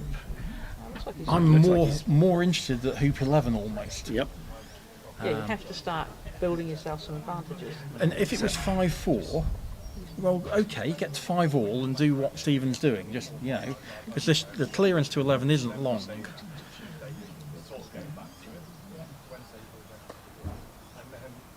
Well, that's another ball in the way of everything. Red's presumably blocked on the hoop, I'm presuming from here. I feel red's got to do a bit of work to get rid of black as well. Yeah, it doesn't look like red can necessarily clear black and stay in hoop running position. No. And I'm looking at red jumping, and I'm not No. sure yellow can get to 11. Yeah, So, red cannot jump it now, can it? No. That yellow does look like it's in a dodgy place to me. So are you just bringing blue long?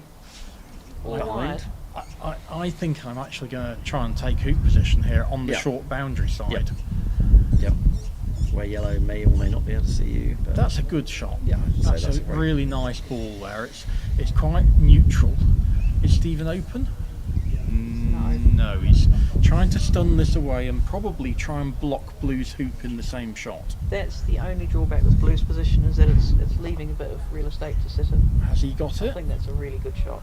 that looks pretty nice. Stephen, We're just saying what we really need here is these overhead cameras. When are we going to move? I mean, this is amazing. What we're getting at the moment is incredible from a few years ago, but getting some form of spider cam would be You'd have just to, brilliant. You'd have to do a lot of work to set up the rigging for a spider cam. Really, on something this size, four poles and a couple of wires. Yeah, I mean, we've had the drones before. Sharif Abdallah They're had a bit- used them, but they're they're a bit really loud. annoying. Yeah, I would think they must be incredibly annoying. I think the technology's getting better, but I think you'd still get the buzzing. Yeah. I'm not sure what he was trying to do with that. I don't think black. I don't think that was what he wanted. looking at his general demeanour, that's not what he wanted. Is there a spot that yellow can come and tight in front of the hoop here? Yes, Be there interesting. is. Yeah, I think this is the right shot to play. Blue has got a jump shot. Oh, that's weak. You might even have an in off here. Hit it just off centre and follow through. He's going for it. I thought red was blocking them, but Well, maybe it it's might- the jump. Well, it might be. I think it's the jump. I think Matteo's fancying this all day.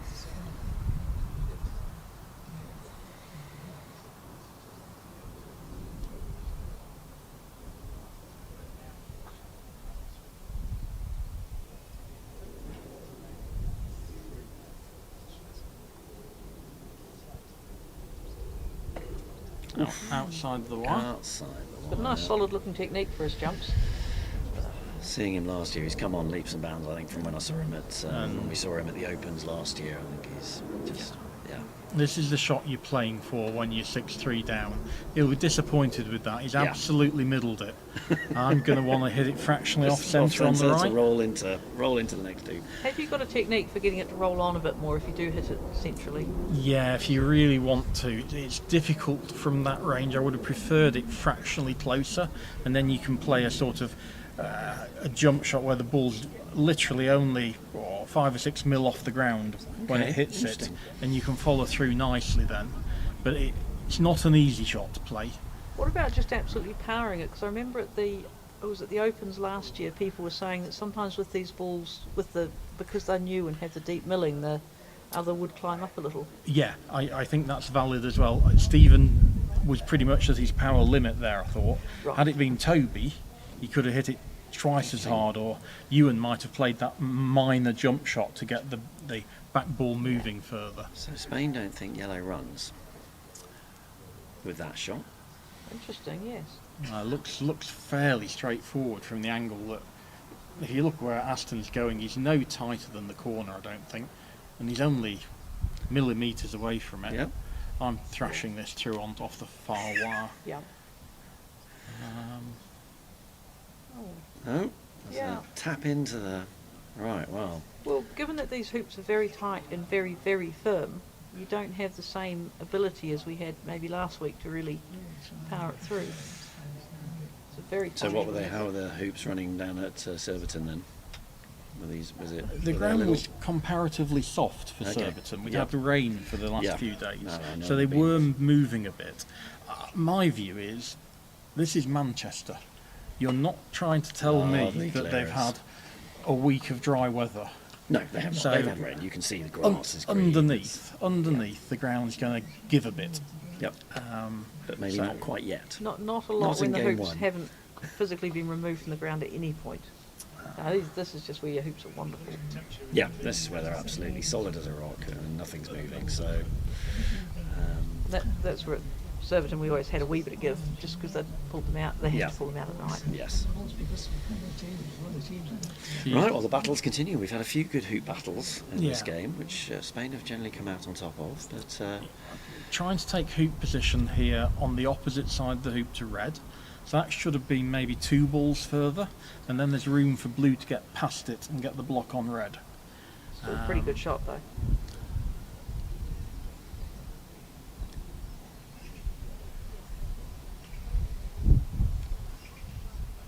Clear advantage to black and blue here. yeah, they must be feeling pretty strong right now.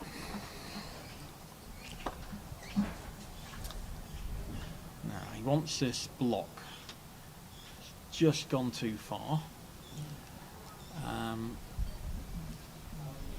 Can blue squeeze past black to put the block in the other side? I think he can. I think it can. It's just far enough. It's the black. No, looks like it's clearing yellow. You can play this as a defensive and attacking shot. So you're clearing yellow from away from the hoop, so it's a non-runner. But you're trying to clear it onto red, so red can't see black. Yep. So again, Stephen talks a lot about that doing looked 2 things with 1 shot. No, No, he didn't get disappointed it. by that. He didn't get it. It's a good Okay. effort though. Yeah. And yellow's out the way. It's a clear advantage for black and blue here. So yellow has got this nice clearance on blue, which will leave it in front. All right, the other 2 games have kicked off round game 2 of their match. No scores yet.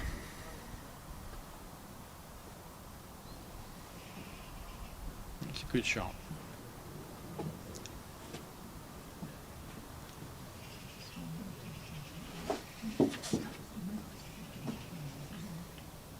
slack's probably going to need to be cleared now, isn't it? I think so.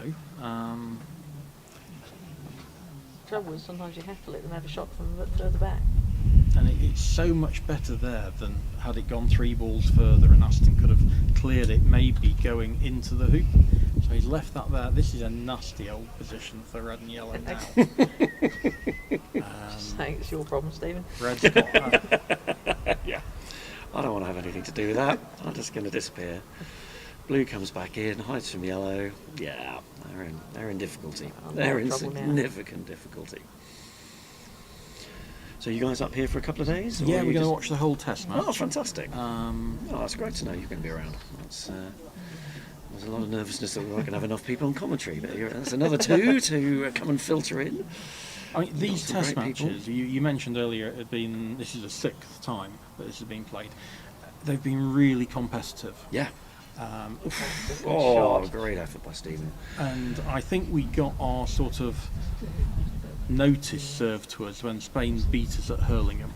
Yes. And from that stage, we've done everything we can to get our, best players to play in this. Yep. This year's a little bit difficult because we've got a Robertson Shield team weekend this weekend. So people like Jack Good, Jamie Birch, they're both in Robertson Shield preparation mode. Mark Avery.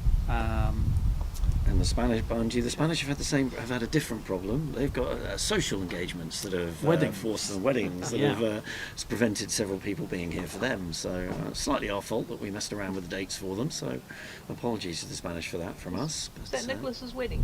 Yes. Excellent. I believe it's for Nicholas. Yeah, I think it is Nicholas's wedding. Yes. Well, congratulations and best of luck for the future. Yeah. We'll see Nicholas around very soon, I'm sure. Well, maybe not for a couple of weeks. Hopefully we will see some amazing pictures over the next couple of days. I'm sure we will.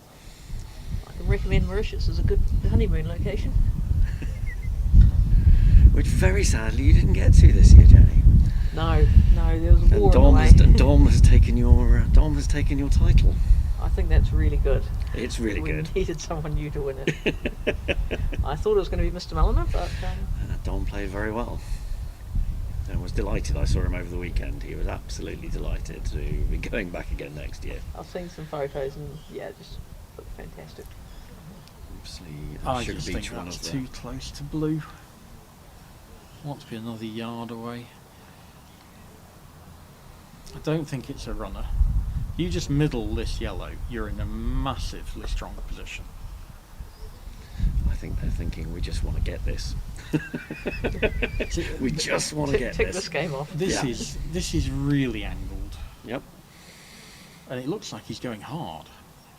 Well, we'll see whether you were talking about hard shot a minute ago. I think this is difficult. This isn't running. And he's going to put a little bit of jump on it. Blue could finish on the west boundary after this. He didn't go hard in the end. He went mid. Just looks like he's going to every time. I don't feel that you can bully these really firm hoops from angles. I'm just looking at that go, does red have an in off? Oh, we were about to see. I think he's clearing black, because yellow's hoops may be a fraction bigger. Oh dear, that should be the end of that one. All right. That. So Guy, you were about to say Sugar Beach is one of the sponsors here. So as ever, I think they've been the sponsor certainly the last 2 that have been in the UK, which is great. Great to have them here. And Duncan will be from Croquet and Cocktails. Will be up here today to carry on with looking after the live stream, which Alison has very kindly set up. All right, here we go. We want to get the first game on the board for Spain. No. Quite a lot of body movement on that, if you watch his upper body. Yep.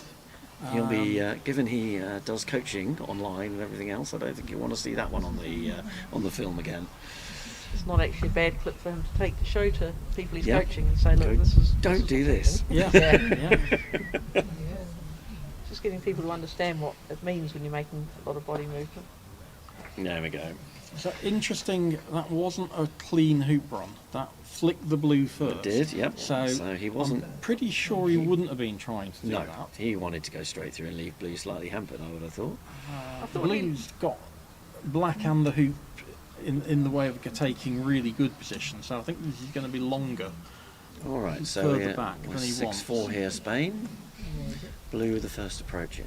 I thought he looked like he had a really strong body position through that. Yeah, he had quite a big swing, and the start of the downswing had a bit of effort into it. Yes, But he looked pretty stable. Aston changed technique 12 months ago, or at the start of last year, from casting, which means swinging the mallet over the ball and then not grounding it and carry on swinging it, lowering the plane and hitting the ball, to grounding his mallet. And it's quite a big technique change. And he's done really quite well. Alright, lovely shot in from Spain again.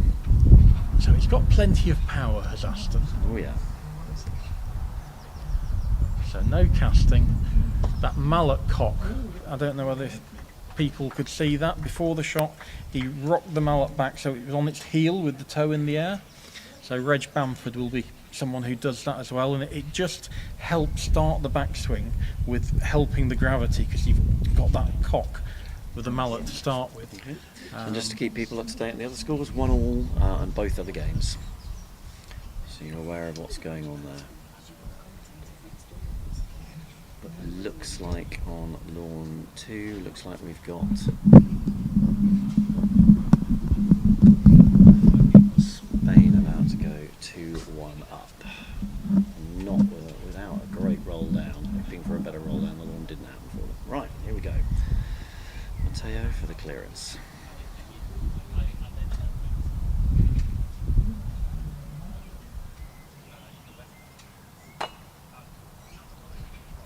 Heard a note. It's a big shot. Red and yellow are going to expect to get to 13 now. Yeah, you're going to start sweating a bit now, having got that big lead.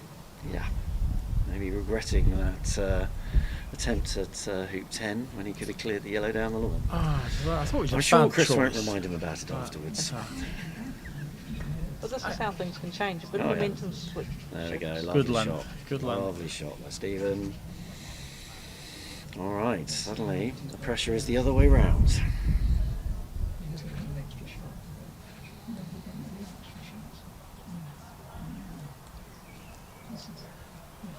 It's certainly one of the things that differentiates the level of player. When you get hoop 9 onwards, the really good players start to dominate. That's a lovely, lovely shot. Oh, lovely shot one. Really tidy. I think Stephen will, yeah. Just get Aston to play in, so I'm going to clear that. Don't worry about that, mate. Just use to get position. The downside is black's so good, red can't clear it to a wide position from yellow anymore. And he'll be disappointed with that. That's a bit further out than he would just like. a few inches. A couple more rolls would be good. Yeah. So just play in here with blue. Yeah, there's no need to disturb anything. There's nothing positive you can do.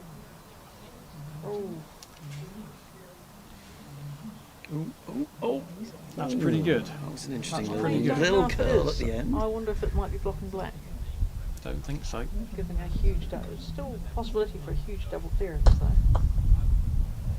Now that is fascinating, because blue can't get to 13. Blue can't get to 13. Now all it's got to do is roll up behind red. Yeah. So that makes it pretty neutral there, really. Yeah. So I think 13 is a lot more 50-50 than it is at most venues at most times, with the hoops being much more difficult. Yeah. Right. Yeah.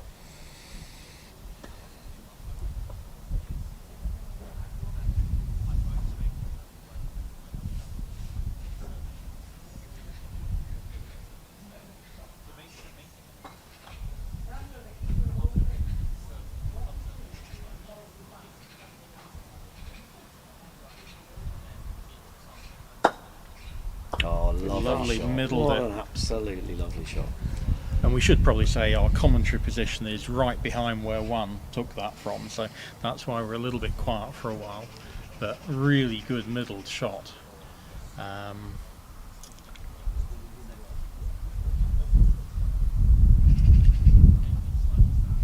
While they're debating this, just so you guys, we tested the microphone. Should you decide you want to go for a wonder with it, you can get about as far as that bench, and about as far as those steps, and you can get up to the top. You can go up there, just don't stand in the hole. So anyone who wants to come down, watch this. It's free entry, and you can watch whatever match you want, but there's this fantastic viewing area directly above us which is looking down on lawn 1. You get a and really you get good to view. see a really different aspect. And right now there are a couple of nice high stools up there for you to sit on, so it's all very comfortable. Just as I say, avoid the hole in the middle. We're also hoping that we're going to get the TV along here later today. I can't remember if it's the Beeb or ITV. Hoping they're going to turn up. Now, has Blue got a double clearance? Or is that just a really good shot? Oh, he thinks he can run it. Oh dear. Oh, Reed can't do anything. He's there. Yes, he's going for it. Well, we've got a question. You see that? Hello, Peter. Peter Hayden, hello Jenny. There we go. Peter Hayden from Dulwich. Oh, morning guy. Morning, Peter. Oh, okay. Mateo's into the jaws. I don't think Red can. Do you think Red can jump that from there? No. I do. I do. Stephen can jump that. He'll probably Thank you. I have was trying to to find the questions and I was failing spectacularly. change from Irish to. He's got 3 options. The Irish is his normal grip. Yep. For longer jumps, he moves to Solomon, and now he's moved to standard. Oh, there we go. Very nice. Very nice. All right, 6 all. Well, 6 this isn't all. quite where I was expecting it to be not that long ago. Juan just needs to get a really good ball Yeah, in here. this just needs to be. Pretty important at this point. You really want to get a nice ball in here. 6 all.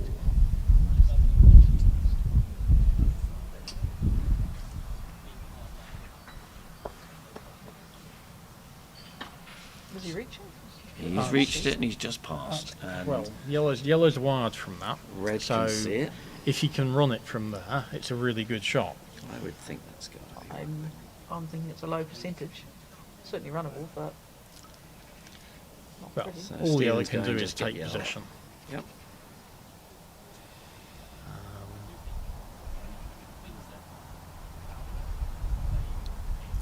Just checking whether his backswing's hampered.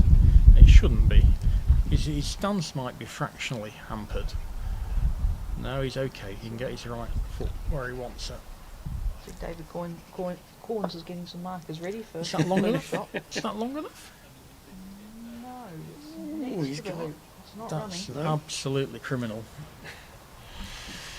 Because blue can't get easily up there. It can with a good shot, but yeah, he's opted for the get wider it up. line, and I would have been hitting that to Much make sure harder. it got near the north boundary. Yes, I think I'd have been going off the boundary at that point. Just get up there. I want to be past the hoop. I think I'd have got a ref just so I felt more confident hitting it more firmly.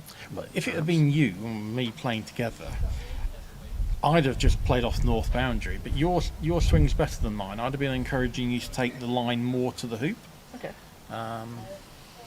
And hello, Joseph. Just seen you've come up there. Look forward to seeing you in a few weeks' time in Czechia. Good effort from Stephen. It was always missing by about a quarter ball on the right. Now, All right. can here we one go. finish it off? And how much upper body movement is there going to be in the shot? If he can keep his body quiet, I think he'll run this. But if he can't, But there's no massive pressure No, because there's no yellow's not pressure a at all. runner. No, other than it's hoop 13 and Yeah. you won the first game. and you're on telly. Don't tell him that. Yeah. Lovely. Well done. First All game right. for Spain. First game for Spain. They're very happy with that. All right. I honestly do feel the fact that yellow was not in a running position made that a lot easier for him. Yeah. Particularly having known that you've been 6-3 up. There's so much mental pressure on you there. If you fail, yellow might run. They're done. It's game over. Those And, scoreboards are really good, aren't they? Oh, they're fantastic. I saw them the first time at the US Open. Absolutely brilliant. I think they should be everywhere. I thought when we walked in, the angle of the scoreboard on lawn 2, I guess it is, I thought, it looks like that's sort of set up for people walking down the path. But even at an oblique Even angle, at this we angle, see we it can see really it, clearly. right? Yeah. So 2-all on lawn 2 and 2-1 to Spain. Yeah. 2-1 Spain on lawn 3. So this continuing to be pretty tight. I don't think there's. I can't really see anyone in front of hoop 5 clearly up on that lawn where it's 2-all either.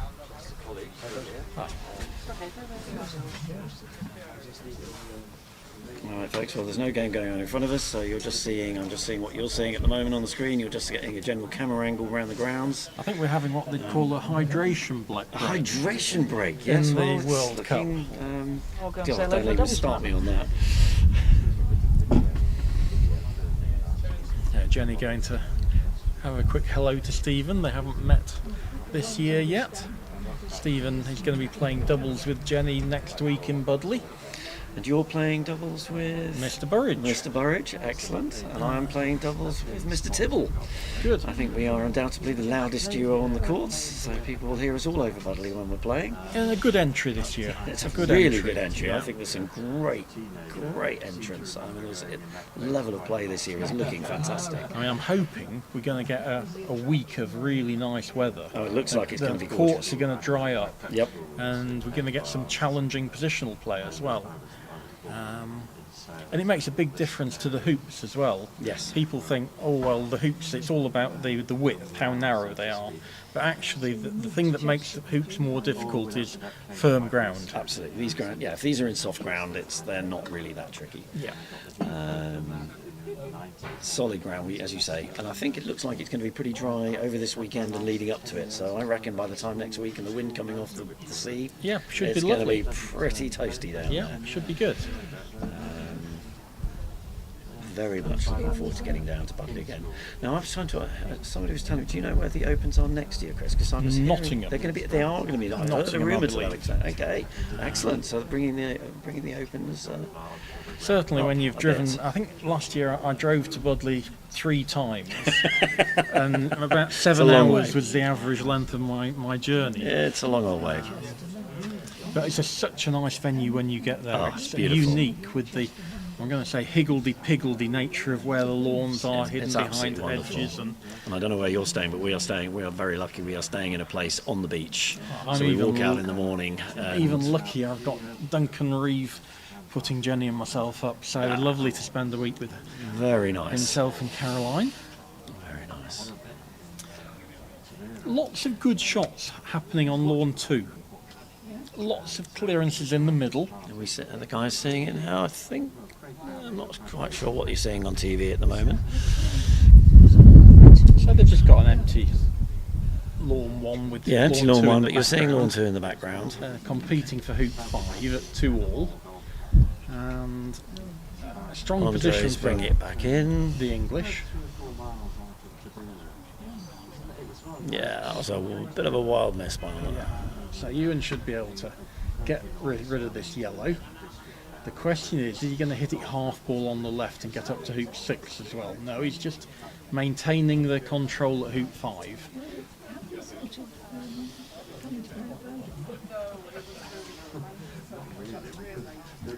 Still 2-1 to Spain on lawn 3.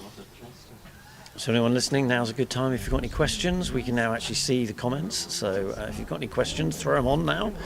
We'll do our best to answer them while we wait for game 2 to kick off. One of the things we could talk about is mallets, because there's about 3 players here, is it, who are using this brand new Riva mallet? 5 of the 6 Spanish players it are using really? them. 5 of the 6 wow. of them are using it, and Ewan from England. That's half the field So then. half the field are using them. Very interesting. Very interesting to see. And I had a look at them last night. They're very, very different style. They almost feel hollow. Yeah. But Jose Riva Pepe's got his own one, which has got some carbon fibre extra stuff added to it. He said, I have the really fancy one. Oof, Callum won't be happy with that. No, that's a good chance. Won't be happy with that, but I think blue and black are still pretty strongly in control. I know you guys are seeing that on the, you're seeing that. It's a bit of a long way away, but you can probably zoom in and just about see what's going on. That must be from the camera above us. Yeah, that must be from the camera above us that you're seeing that.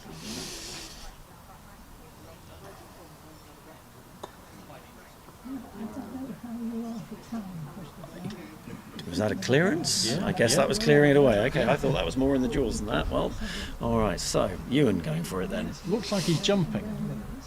Oh, yep. Quite aggressive. This is Ewan. Yeah. But because the red hit blue in the middle, it's the Oh, right shot. nicely done. Very nicely done. nicely down. 3-2 England over there. On the other game, it's still 2-1 to the Spanish.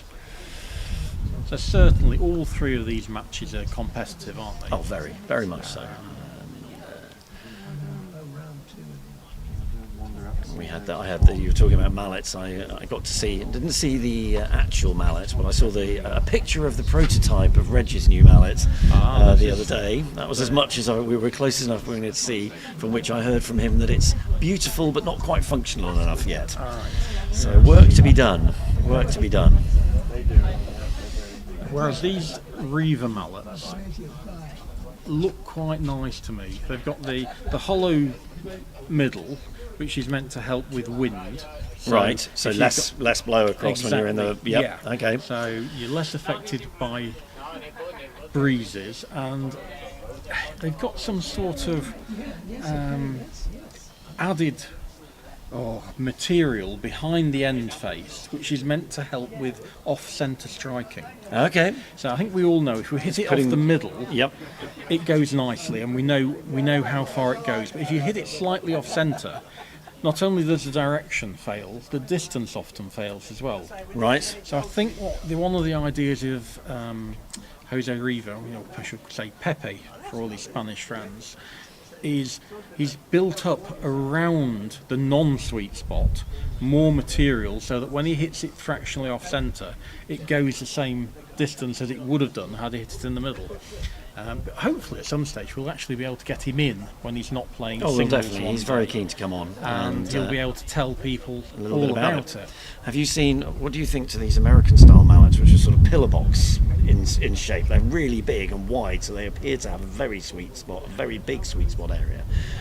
My problem with them is I don't see how you get anywhere near a hoop because they are so wide. No, I'm not that big a fan. Okay. I experimented 25 years ago with a very narrow mallet head. Right. And it's very good for the pendulum and the peripheral weighting. And it swings very nicely, but I simply wasn't good enough to hit it out of the middle. Hit it in the middle every time, yes. So it's a balancing act. You want it to be not, as you mentioned, wide ones you have trouble around hoops. Narrow ones, can you hit it in the middle enough? I don't know if Peter's listening, but we played up in... Sorry, Peter, for this story. Peter Hayden and myself were up in Pendle 2019, I guess it was, and we played against an older gentleman up there who'd made his own mallet and made it out of aluminium, and I would say the hitting spot was a 2p piece. Right. And he hit it beautifully. I was looking at it going, there's no way, a bit like you, Chris, there's no way I could hit that. It's just never going to work. And he played magnificently with it, absolutely magnificently. It was a pleasure to watch. Yeah. It's nice to see people still experimenting. I know trying John different Walters, created a 14-inch mallet. Right. And I played the Southerns one year with that, and it hit the ball incredibly straight. Right. He also created a 21-inch mallet that was shaped like a boat. And that was almost impossible to wield. Yeah, that sounds big. That sounds very big. But we're still experimenting. Chris, while we're waiting for these guys to kick off, there's a question here from Mankel100. I think other test matches should be introduced, maybe even a Ryder Cup type test match of Europe versus America or the rest of the world or something like that. So possibly not every year because that would get very expensive. But yeah, there's been a lot more international play since I started in the mid-80s. And that's really positive from one aspect. I love turning up and seeing Swedes, Germans, Finns, Latvians, just all Europe's now gradually getting bigger. I think that's very positive. On the negative side, it becomes very difficult for the top players to get enough time to play in everything they want to play. Absolutely. There's so much croquet being played at the moment. It's really hard to get everyone to everything. One of the things I'm hoping we'll get in the next few years is a women's test match. That would be great. Well, there's already one between Spain and Ireland going on. And whether we make that tripartite or whether we have a Spain-England, I just think it would be nice for all the lady players in the country to have that aspirational goal of I'd like to represent England in a team format. Yep. Because you have lots of individual games. Now this is a good decision. We might think it's straightforward, but deciding who's playing first. Yeah, you mean? Stephen right. is. So game two's just kicked off. You're not seeing it quite yet, I don't think. We put Stephen in first, and you think that's much better positional player. Yep. So he'll get the pressure on the first shot, put it in there. Yeah, and he's in running position, so it's good. And interestingly, the Spanish are having 2 goes at it. I don't think this is sufficiently easy. I'm with you on that, Chris. I get a ball in. Yeah. When they put it 3 foot straight, I shoot twice at it. It's close. But yeah, I do fancy putting more pressure on Red's hoop. Yes, I think you bring this with these hoops and solid that they are. You put a ball in there every time. Aston seems to be getting the hang of it. Oh, okay, nice. okay. Nice. It's not as straight as Stevens, but it's a reasonable ball. We're being removed. You may have just lost sight of both of us, as Alison is switching That's not things necessarily around. a negative. Not necessarily negative at all. No, not at all. All right, here we go. Matteo for the clearance.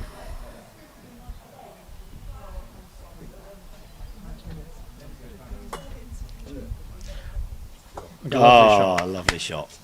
And I mentioned before when we were looking directly through Matteo's swing, it's a very good technique in terms of its straight back, straight forward. My question is, in 20 years' time, how is his back going to be? Well, we've just seen that Ian Burridge, for instance, who has a very low centre of gravity, he has had to change his technique quite significantly this year. It's a good shot from Stephen there. Does 2 things in once. It blocks black at yellow, and it's still in hoop running position. Looks like he thinks he's got a. What do you think? Oh, I can't tell whether he's going for red. I'm going to take position here again. Yep. I'm generally quite conservative for the first 6 hoops.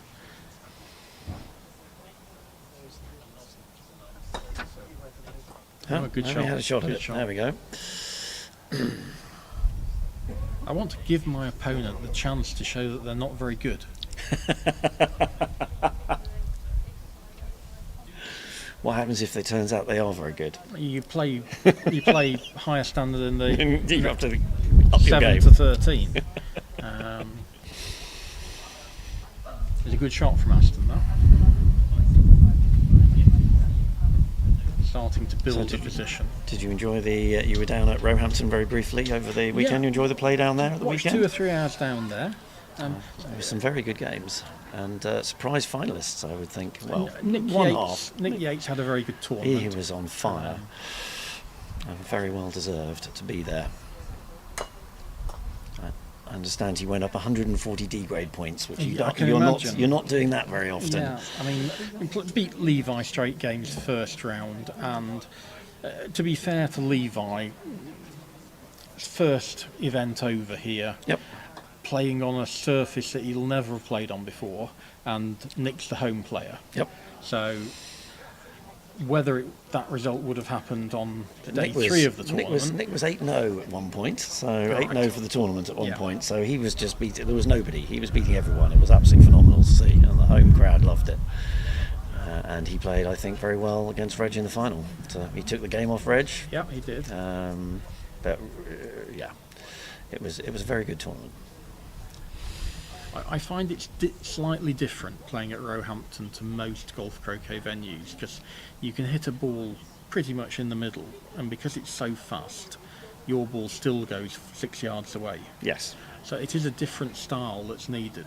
Yeah, it's it's a wonderful place to play at. Wonderful place to play at. All right, here we go. Good shot. Lovely clearance. Lovely clearance. Now the question here is, do you try and block blue, or do you just take position? And taking position is always the right thing to do. I think you go and block, you're out of position, there's no guarantee you get it. For me, it's 2 balls in front, good. Oh, stop. That's problematic. it's okay. I think red it's can still okay. run. Yeah. Might not run it That's as what Juan's far. No. Well, we'll see. Juan's having a look at it. And equally, it might get a double clearance as well. Yep. Juan's saying yes, Stephen can run that. Yeah, I want to shoot hard at red here.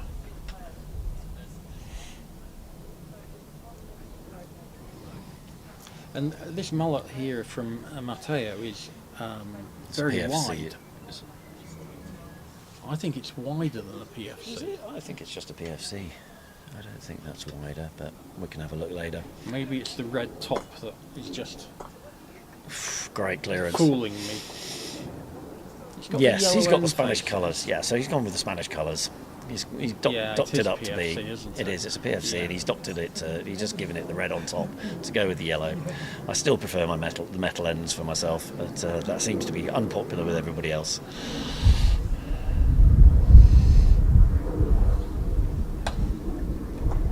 That's a lovely shot. Well, we got a referee going across. He's coming. Again, one of the things you'll notice about Stephen now is he's losing power. Over the last 3-4 years, his power's gone down, and it's a fantastic clearance he's just done there. Yep. But it's hit it in the middle, and he's only cleared it to the peg. I think 5 years ago it would have been 4 to 5 yards further. Gone further past, yep.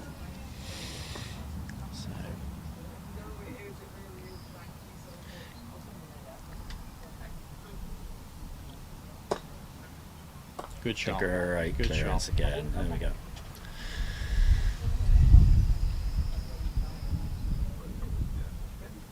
So what we've got going on here as well, others the game to the right, we have a young lady here who's doing a whole bunch of media for the tournament. So getting sound clips and basically creating content which is going to go out. Unlike content we've really had before, someone who actually knows what they're talking about with social media.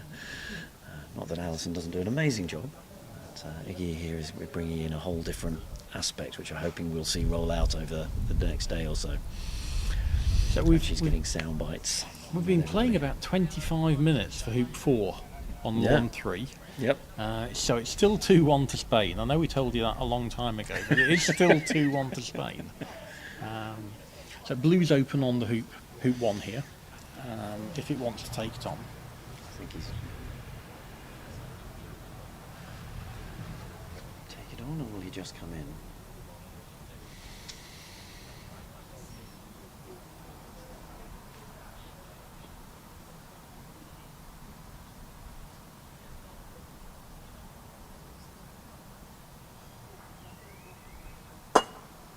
Oh, took it on, unlucky. As you see, that is how far the balls are bouncing. Those hoops are solid. You mentioned playing in there, Guy, and I think it's always worth considering playing in. My issue is if he played in, there was a small chance of blocking black at yellow. And I think that might have swayed him towards having a go. He knows he's going to have a clearance with black. Just looking, I think black has only got... I don't think black has a shot at the hoop. I think he's only got the clearance, which is what he's going to go for. I think even if he had a shot at the hoop, he'd be going for the clearance.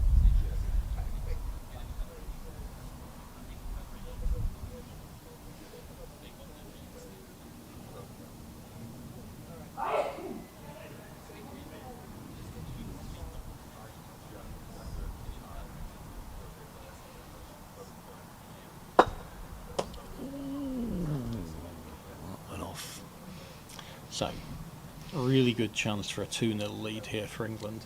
Get this within Aston 3 or should 4 get down yards the of the other hoop. end, Yep.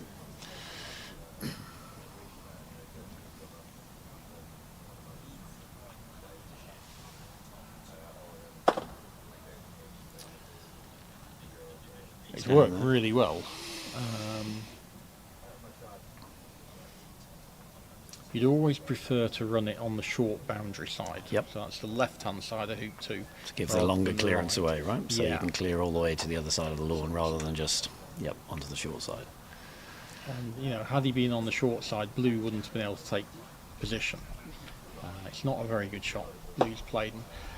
I'm hoping that Stephen's better positional player, and Stephen will be clearly the best positional player on the lawn. Is that gone in? I think it's okay. You think that's okay? Yeah, I think black might even shoot at this. Yeah. I wouldn't. I'd just take position. But you know, it's a double. I'm just going to take position here. Yeah, that's the right choice. Yellow can't clear blue very far away. Stop. There we go. Nice. And I think stunning black away is the shot for yellow here. If you get a really good stun shot, yellow will be in front. Blue might have to take the hoop on. I'm pretty sure red's the runner. I think it is. But So while they're debating here, we're still 2-1 in the JP, Jose and Inigo match. And it's still 3-2 on the other lawn. It's still 3-2 on the other lawn. There are some good battles going on. Some really good battles going on.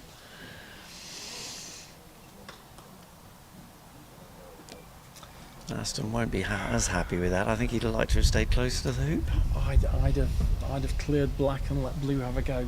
Yeah, okay. Particularly when you 1-0 up.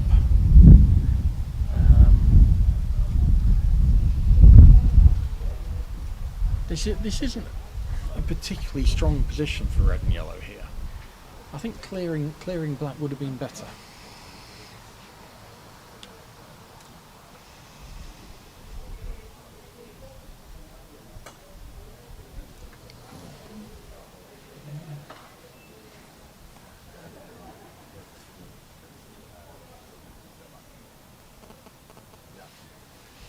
Yeah, I mentioned earlier about doubles being slightly lower quality.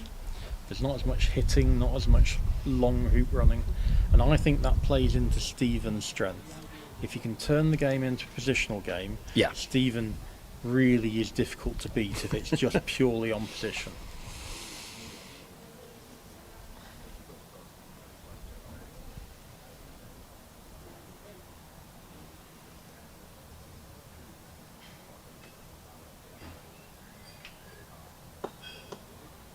That's in front. So he's come off the hoop, stopped in front. And the standard play here is to just take position and trust your partner to clear. Yep. But there's a huge difference between Ewan playing red at black and Stephen playing red at black. Yes, as to the distance black's going to Yeah. go. Yeah. Well, obviously Toby's very powerful as well, isn't he? There are two high power players. Oh, we've got movement. Movement over there, so it looks like Spain have gone 3-1 up. Hoop 4. No, am I right? Yeah, Spain have gone 3-1 up. Okay. In So the Aston's JP. played a poor positional shot. Yeah, Aston hasn't quite switched on yet. I feel he's still in the car on the way up. Now, I'd be surprised if he can clear black to hoop 3 here. As you say, exactly that. But fundamentally, it's not far enough at this standard. Yep. It's going to be interesting. Will he even go for yellow?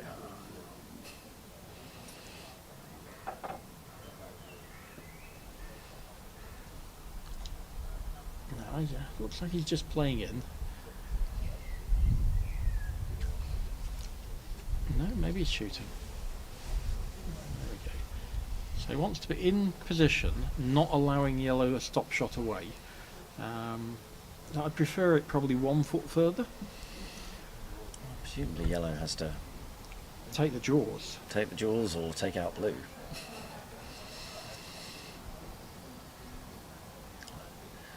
If it was me here, I'm taking out blue because I don't want, as this standard, I don't want anyone having a shot at that. And my last attempt to get in the jaws with Aston's last attempt didn't work quite so well. But he has more confidence than me.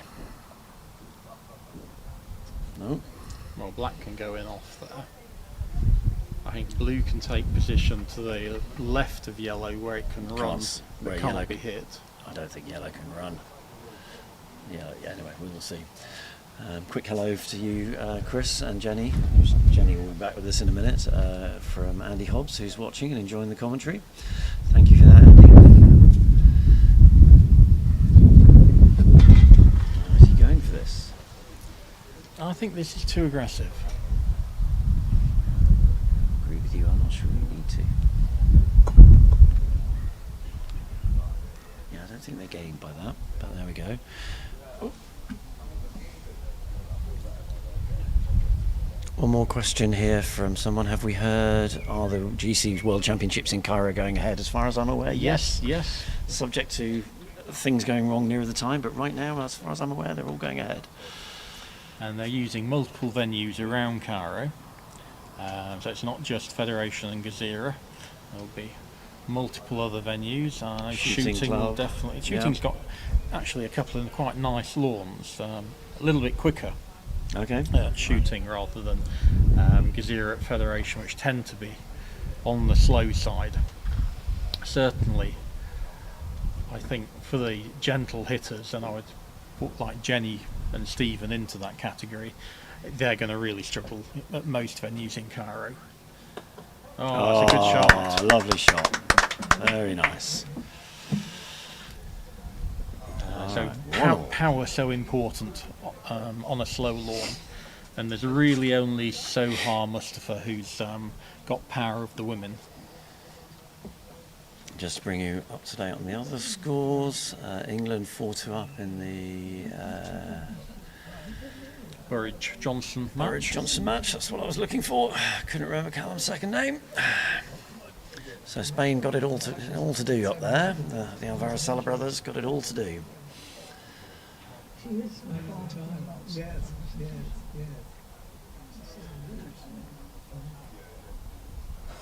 And again, this yellow isn't good enough to justify shooting at, in my opinion. No, I would agree with you. Why would you go for that? You just put a ball in. I don't understand that, and I'm surprised Juan is encouraging Mateo to do that. Just not necessary, I don't think, even me. And I'm quite aggressive, as people might know. There we go. Stephen comes in with good shot. Positional play.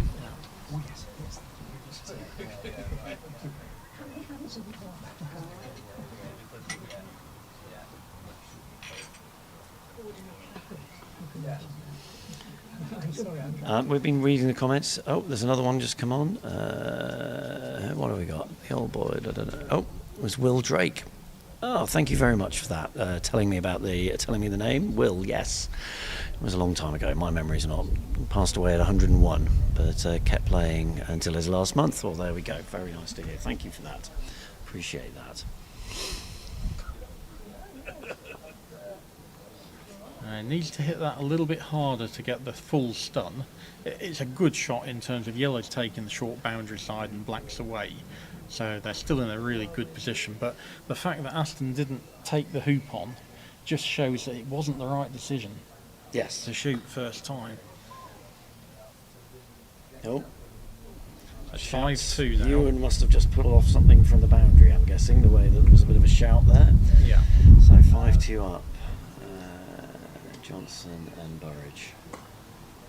Oh, Mateo's missed. So there's something to be said for taking position here. I know it's not a difficult hoop, but you can take wide position from black very easily. Yes. Get yourself a 1.5 foot dead straight hoop, and then you probably favour it for 4 as well. So,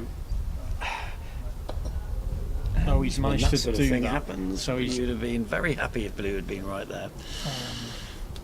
So that's sort of where I was saying he should have played to. Assuming it is wired from black, and he hasn't got. I would think he's wired from black here. Well, he's shooting, so he's either going to go back through the hoop, or he's got the right hand edge of the it. edge of it. Yep, might have.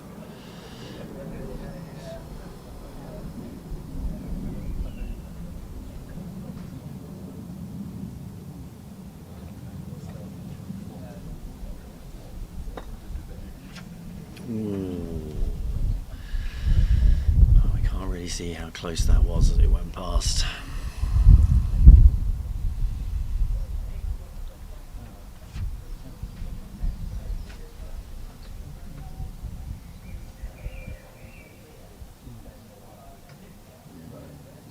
I think that's gone too far.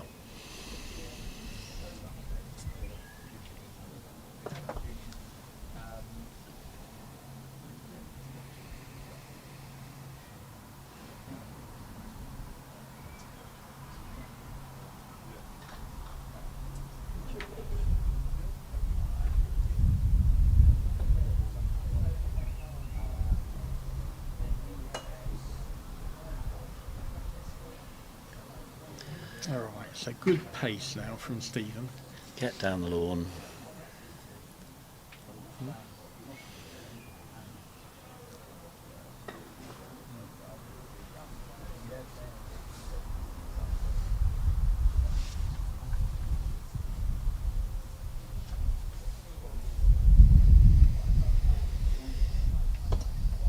Yeah, that's good. And we've got a little bit of home advantage, not just simply because we're playing in England, but Ewan Burridge is a member here. Yep. JP Mobley has been a member here in the past. And just having played dozens of games on the lawn, you just know where the hills are, don't you? You've got a feel for what's going on, yep. Well, I think just Ewan only lives 10 minutes away. It just helps. The travelling is hard, there's no doubt about it. We just played in Vigo in the European qualifier, and we came up a Spanish team which, on paper, weaker than us, but the home advantage for them was very strong. The will to want to win was very strong. We had an amazing time. It's a good shot, I think. That's very nice. So that's exactly where you want it. The fact he's got it fractionally on the eastern side means Stephen's now got a big wide area to rush the black into. Yep. So I think blue needs to be shooting at red and yellow here. If he's got a triple target with the hoop, I'm definitely having a pop at something. They're discussing it. It looks like a lovely target to me. Go and have a quick look. So I know I've been quite critical on some of the choices to shoot instead of taking position earlier, but if he has got any sort of a target, I want blue playing in with pace. Well, red is blocking the hoop. Ah, okay. So Okay. red is right in the bottom, is bang in the way. So they're just crossing their fingers now that Stephen can't rush black to wide position. And this is very much a association croquet player skill. He's got really lucky there. So Not playing for that. Not playing for that. Because it looks now as if yellow can rush peel red going towards the hoop 5 line. We welcome back Jenny, though no one can see us anymore because we've lost our camera. But as we were saying earlier, it's probably not a bad thing. I got sent back. You got sent back, did you? Oh, they said they didn't like our commentary. Is that what they were saying? Didn't want our commentary. Please get in there and sort them out, Jenny. I think I was distracting people, talking to everybody. So black has to clear yellow, or else yellow's got this rush peel.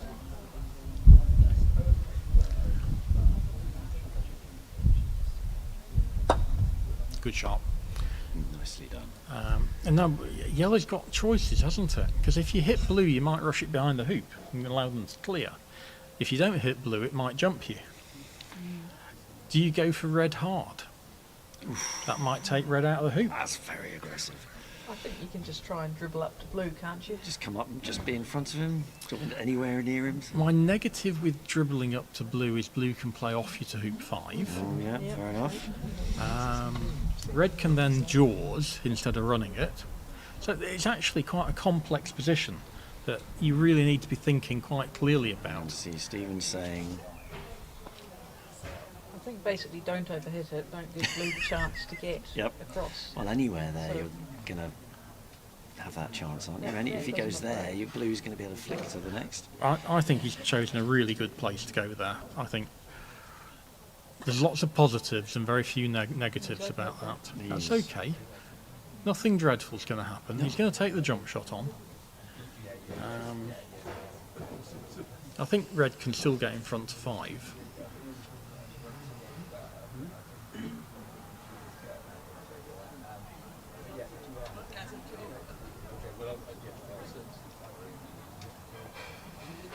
Right, while he's getting ready for this, we are 5-3 to Burridge and Johnson, and we are 4-2 to Spain in the other match. So JP and Toby are 4-2 down.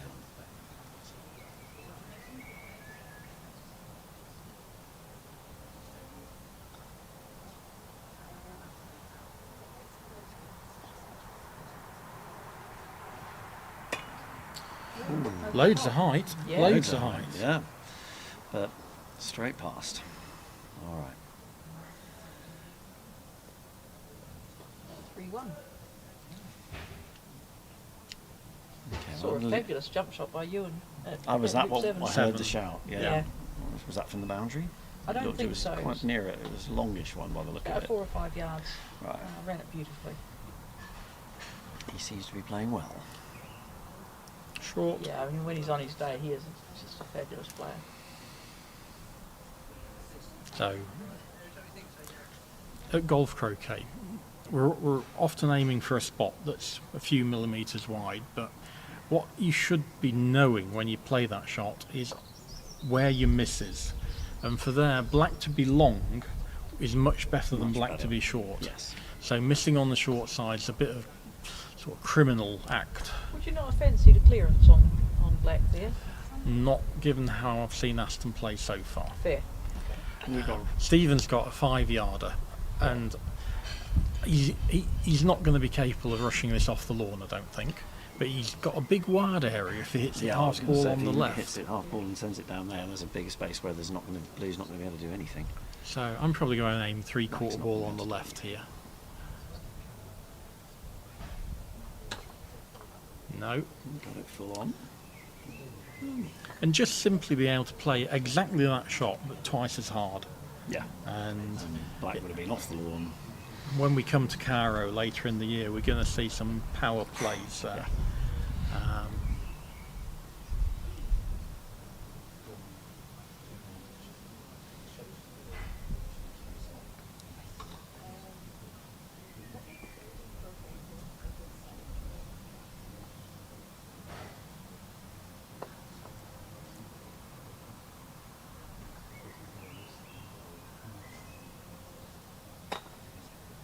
Good shot. Lovely shot. Are you guys heading down to the Camino as well, the big Spanish tournament? No, we're back home. You're back home by then. Back home. Right. Got a little puppy.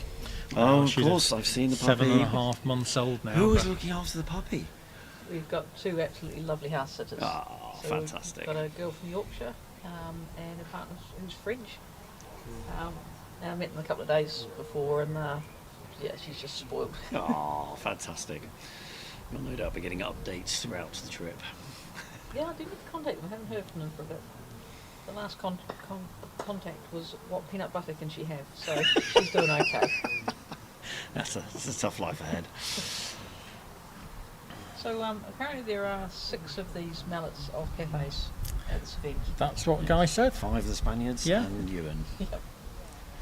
Yeah, I had a little go with them last night. They're nice. They just don't sound. I don't like the sound. Well, it's just me, which I accept has got nothing to do with how well they play. They sound better than the Invictus mallets. Yeah, I'm not sure. I don't know about that. Do you think it's the cavity making the sound? Or the lack of, or the somethings. I don't know. I didn't get enough time. I'm going to try again later with one of them. I used Jose's mallet. I had a go with Jose's, and it was somebody's mallet was quite short, so it was a bit. Well, it's interesting because it looks like there might be a gap in the market with Dave Trimmer not making mallets at the moment. Well, there's so many mallets around at the moment. It's you know, for people who are looking for mallets, it's fantastic because you get so many. It is great for the sport to have all these things. We were talking to Chris earlier. I didn't get to see it, but I got to see the picture of the prototype of Reg's mallet that had just arrived before Roehampton. Oh, wow, okay. Which he was saying is it's just too pretty and not functional enough at the moment. You may also need to sell your house to buy one. Slightly small problem. Oh, okay. So interestingly, on the far side, the Spanish are coming back into this a little bit. It's now 5-4 to Burridge and Johnson. And the fact that one felt the need to shoot there indicates that Stephen's done well and got the peg in the way of blue at red. So I think blue will be taking a hoop shot on. Stephen has become much more strongly positional, I feel, in the last couple of years. He's had to, hasn't he? But he's always been good positionally. Yeah, he's lost a bit of power, but... So yellow needs to block blue's hoop shot and not get in the way of red. Shouldn't be going on a line that's anywhere near red, really. I guess that was fairly north of it. Yeah, that's not in the way. That'll be okay. Right, I'll leave you guys to it for a moment. Okay, Guy. So yeah, attempt at the hoop. chance to get back to 3-all. Remember, this is the match that the Spaniards are 1-0 up in. England 1-0 up in the other two.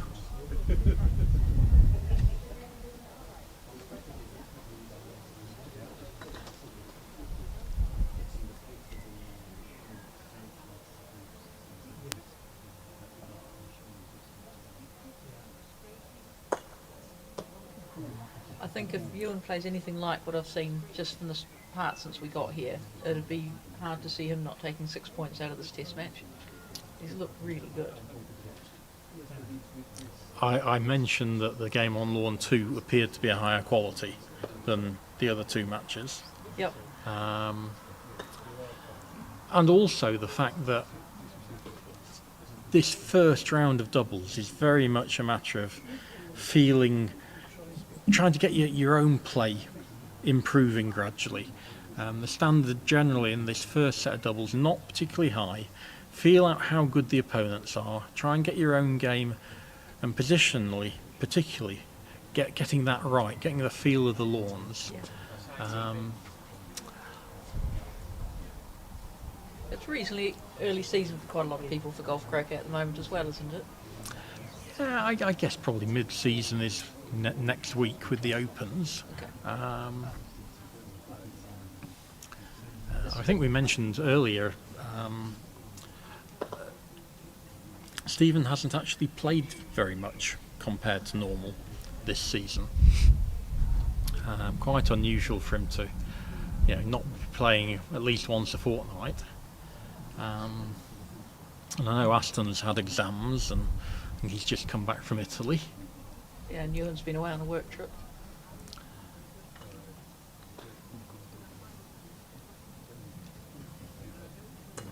That's a good shot. So there's a question here, I don't know if you've addressed it already. Is the golf croquet world definitely going ahead? Yep, yeah, we've covered that. So, yeah, we're pretty confident that's all going ahead at multiple venues in Cairo. I'm really looking forward to seeing our Egyptian friends again. Jenny and myself will both be there. And it's going to be a fantastic event. The atmosphere around Federation Lawn 1, when you get those evening matches, particularly when it's an Egyptian against a non-Egyptian, it can get really, really loud. It's good, it can get really loud, but there's just a huge amount of respect shown there as well. Yeah. So that when you're about to play your shot, suddenly it's really quiet. So yeah, really looking forward to that. That's going to be... we've got two highlights this year, haven't we? We've got them at Robertson Shield coming up next month.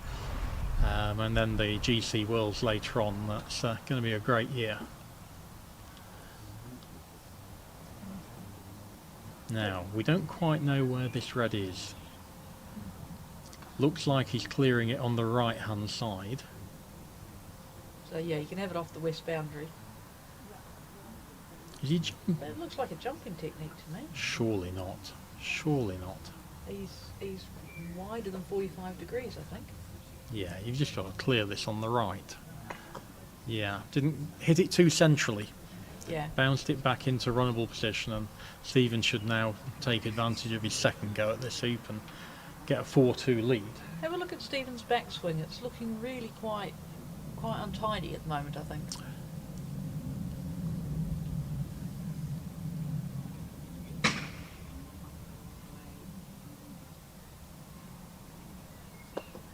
No. But second prize, I think clearing yellow and then clearing red looks like the better line than the immediate jump.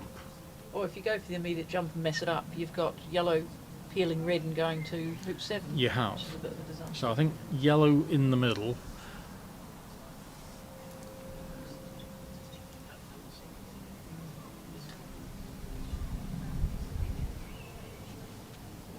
If he cuts this a little bit on the right hand side, yellow might clear blue next turn. That's where I was thinking. It's attempt to this. This yellow at blue, yeah. Yellow at blue, getting towards hoop 7. There's a lot of upsides to that. You could be 4-2 up with a ball at 7 here. I mean, plus the fact that black's not in front of the hoop, there's no risk of a runner from someone else. Yeah, it's not I mean, he could get lucky hit red and blue follow through to running position.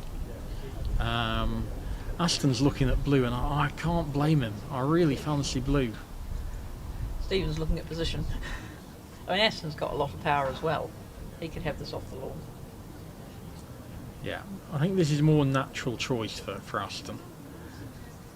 It's probably a bit more settling for him as well, because he's had a bit of trouble positioning. I think so.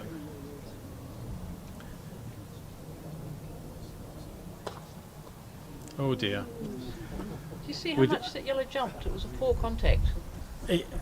And it wasn't down to the ground. It was Aston hit down on it. Yeah. I hadn't even picked he could possibly be that unlucky. I didn't see that. So I'm going to do two things here. Clear red. I'm going to clear it fractionally off centre on the left.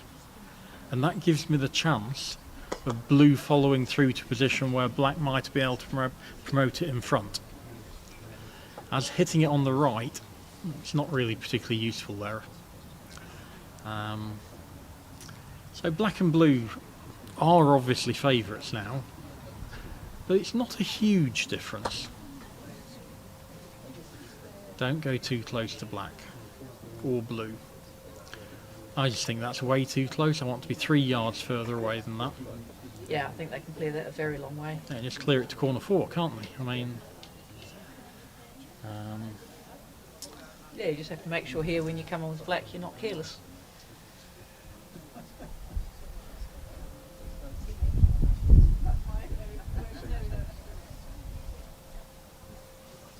That's short. And these basic positional shots have been played poorly by everyone other than Stephen. Yeah. And, you know, England should be taking advantage of that. This looks a bit better. Just a couple of balls past.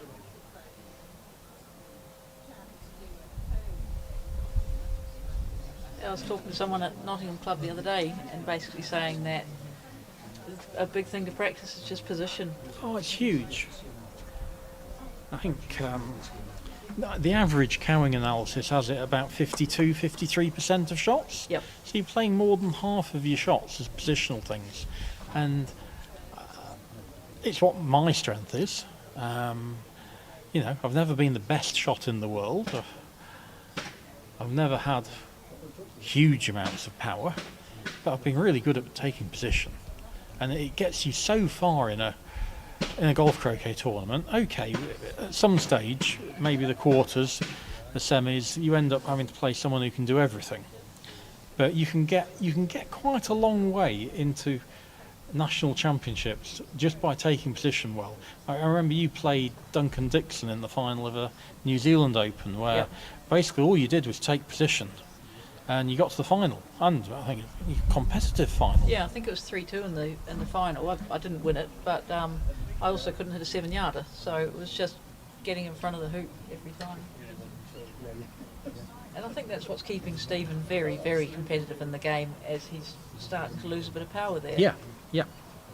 So this looks easier than one of the hoops we've already seen one run, but far from easy. Yeah. I'm expecting it to be hit hard, and I do think the hoop will move. I don't think the ground's particularly firm. I agree, I think I saw a hoop move a bit. Yeah, there we go. So 3-all. That is a really good example to referees as well, who are told the ball goes in and comes out a mirror angle. It doesn't always. Yeah. That ball came out a lesser angle, but still in the same sort of direction as it went in, because it had a bit of spin. There we go. That's a good shot. It's really nice. It's probably the best one he's played this match. He immediately puts the opponents under pressure. I have seen a couple of people report on cowing analyses where they say that their positional shots are fewer, a lower percentage, and there's more clearing. And what do you think? No, generally, it's an indication that they're clearing too much.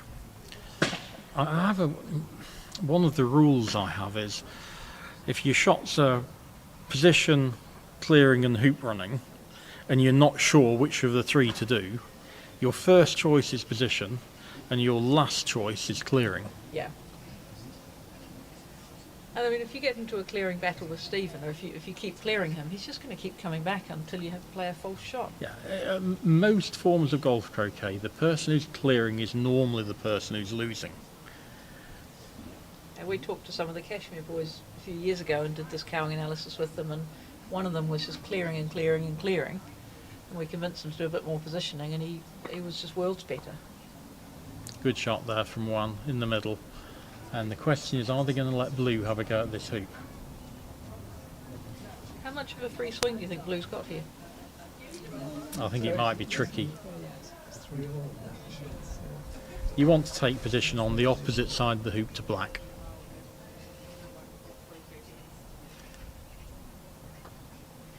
Yeah, you definitely don't want to give Black a sort of half, three-quarter ball clearance where Black can end up in front on the boundary. Yeah, it's 4 or 5 feet deep, too deep that for my liking.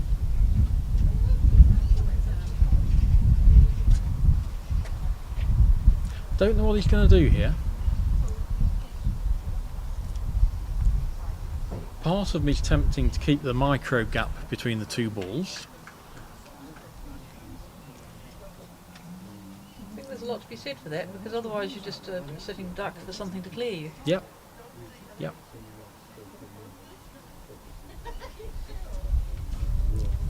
And I'm completely happy with Blue and Red maintaining this snuggle, and then Black playing into position. Yep.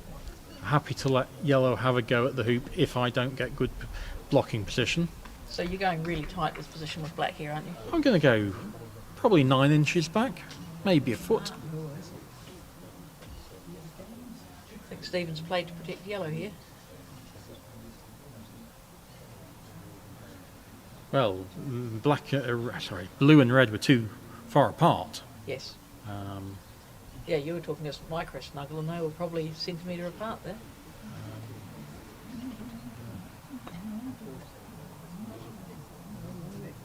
I think the shooting stands have been much worse in the second game. They hit so much in the first game.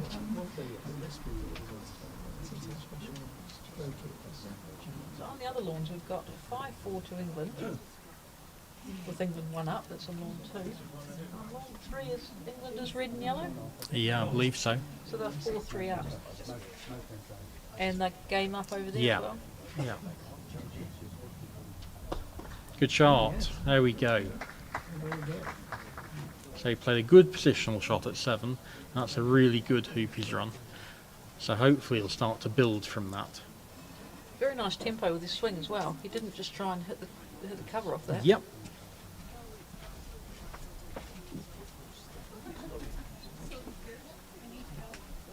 So 2 options here.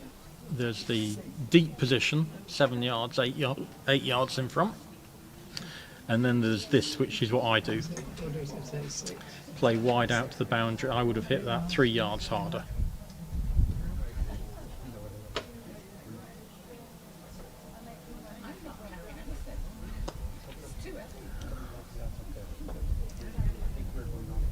Another really good positional shot there by Stephen.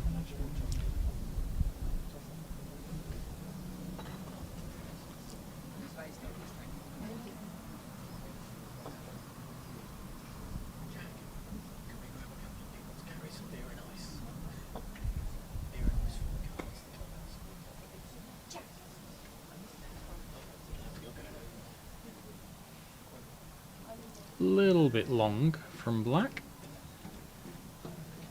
Yeah, their blue's looking quite a long way out of play, really, isn't it? So there need to be a few more yards further south. Well, I'm interested in yellow just taking close position. I think Aston naturally would go fractionally further back than Stephen. Yeah. I'm not sure you want to be 2 inches in front. I fancy 6 though.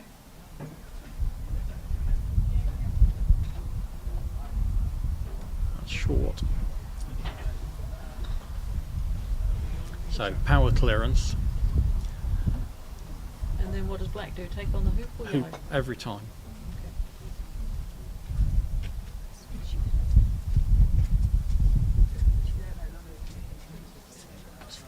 So we're going to say fond farewell for a short period. Yep, we'll be back and later. we'll be back later in the day. Welcome back, David and Chris. Well done.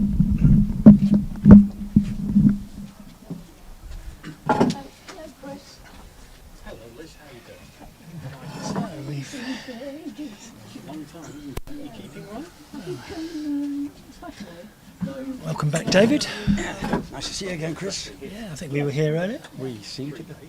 It's a sort of sense of deja vu now. Indeed. You've seen these two contesting earlier on. This time Mulliner and Wade are slightly ahead. It's for England. Yeah. The other two matches, it's 5-4 on lawn 2 to England. And Oh, I thought you were going to say something else. it's 4-3 to Spain on the lawn 3.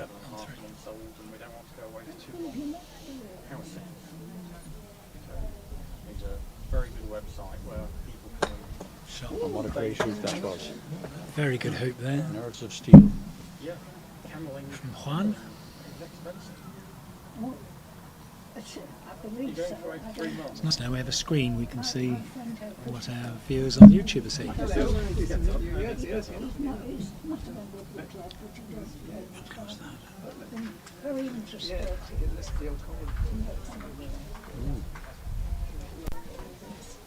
What is it? What is it for? What's that for? Goes on YouTube. So it's 5-3 to Mulliner and Wade on lawn 1. Whenever we have major events like the Robertson Shield later in the year or a Spain Test match, And the Spaniards have gone 5-all on lawn 2. So it's even Steven at the moment between the two teams. The England won the first session 2-1. people can look at positions and say, well, what's Chris and Jones saying? Why are they doing that? So, Are you still playing it? doubles. Got dodgy back. I still play doubles. So, playing with Ian Burridge next week. Golf Croquet Club. Was that shot good enough to do the block, Chris, do you think? It's hard to see from this angle, but it might just be enough.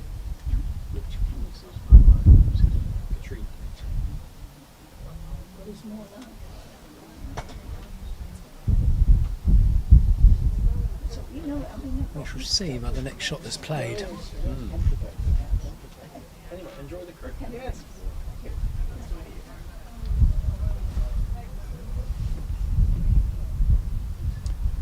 Sorry, I mistakenly said it had gone to 5-3 on this lawn. It's actually 4-all. So two of the matches are tied at the moment at 4-all and 5-all. And on lawn 3, the Spanish team are one ahead at 4-3. I see some supplies are coming in the form of beer and ice for the clubhouse.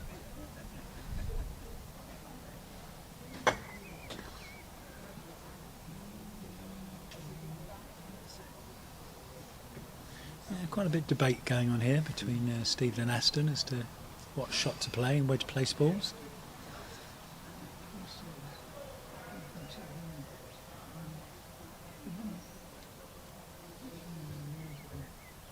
Oh, it's a lovely shot. Yeah, so looking for a 2-for-1 there to clear the black and try and block the blue shot on the red. Can't quite tell here from the angle. It looks to have been pretty effective.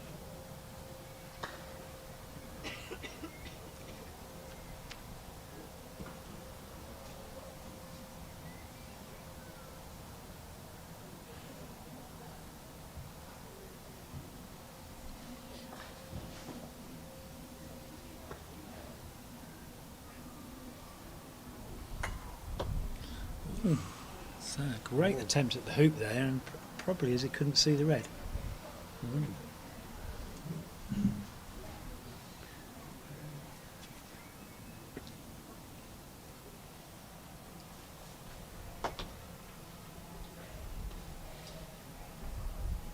Yes, Stephen has a shot at the hoop.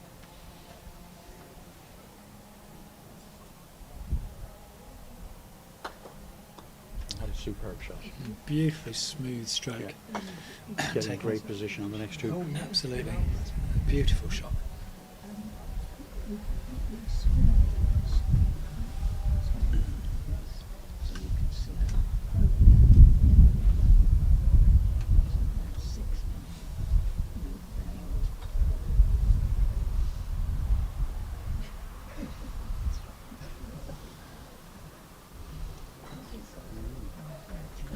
Now, do you think yellow's hampered behind the hoop? Oh no, given Stephen's indication of the blade of grass. But it's difficult enough to get good position though. If it gets inside black, then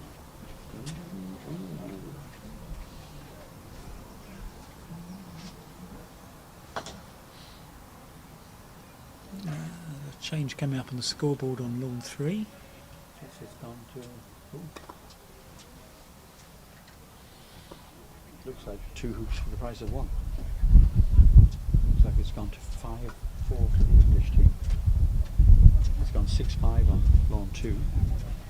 And it's 5-4 over here, so it looks like England are up in all 3 games now. Yeah, some deliberation from the Spanish here, given the position of the balls in front of the next hoop here on lawn 1.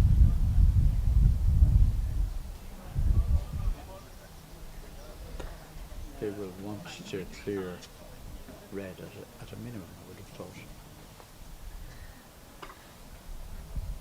We shall see.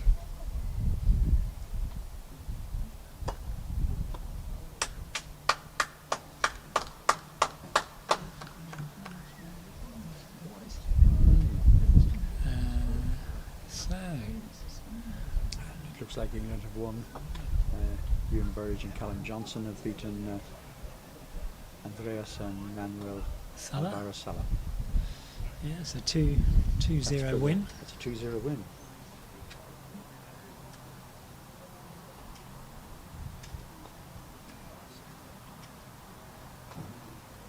Do they play the third game in the rubber, or do they leave it at that? I think it's left. Is it? I think so. So early lunch for the guys.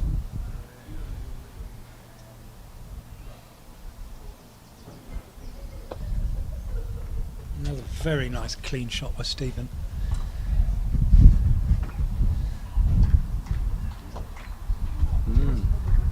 Should be should make that 6-4. 6-4.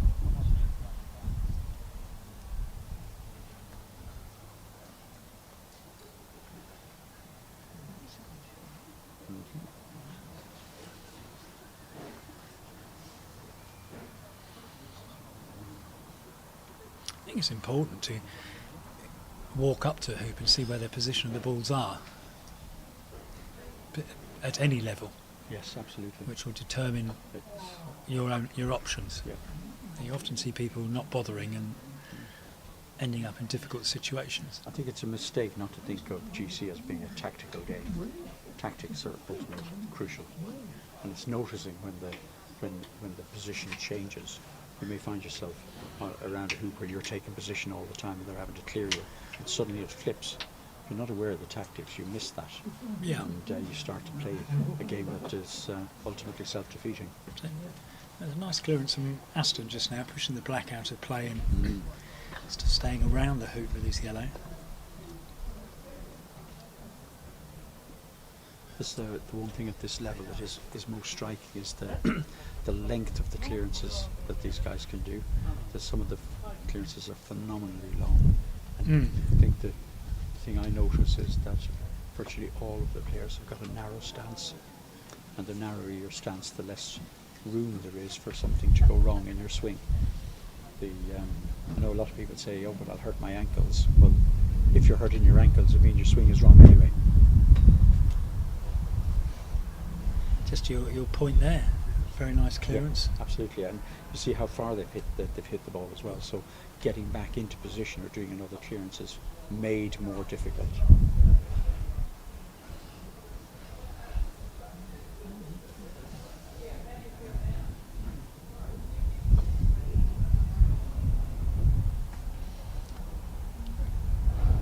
It's 6-4 to England on both lawns now.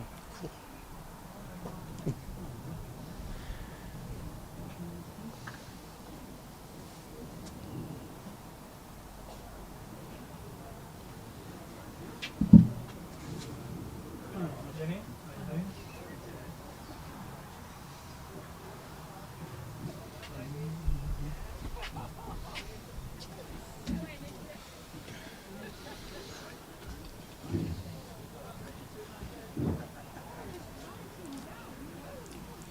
you able to get rid of that? It's blocking them.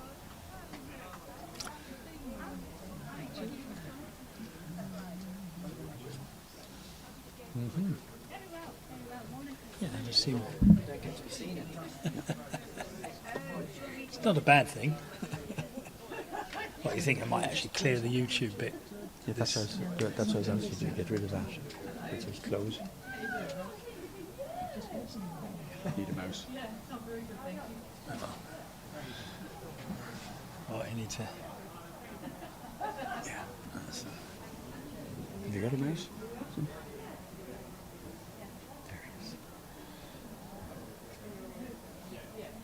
Looks like a good position for Red here, having come down to a scoring position. What have we done?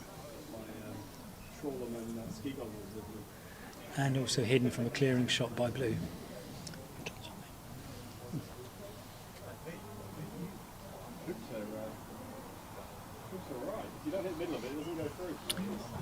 Has the power gone off?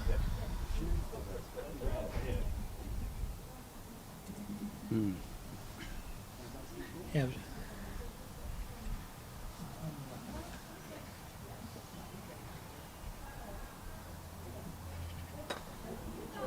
Sharp.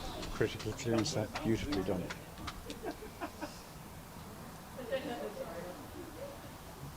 Probably the best option we've ever seen.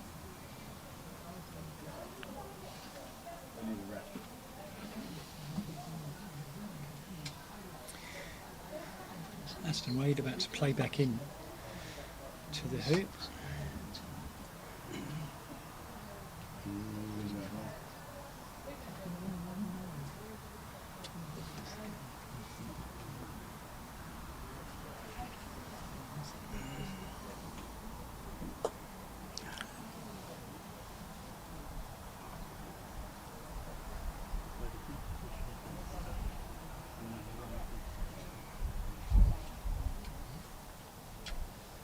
Nice position there, I believe. Probably more expensive, but you might get a bit of motion. So more expensive. Sam could actually have a recipe on that table.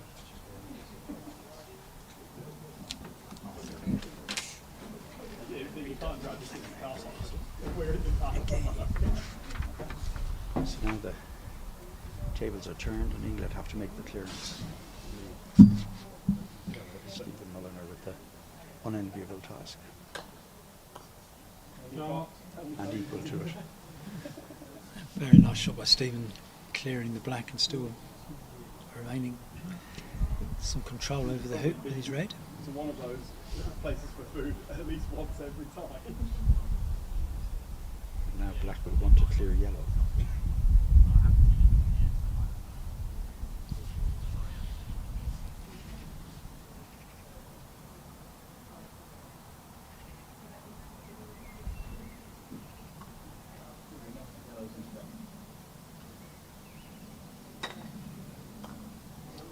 Oh, disaster.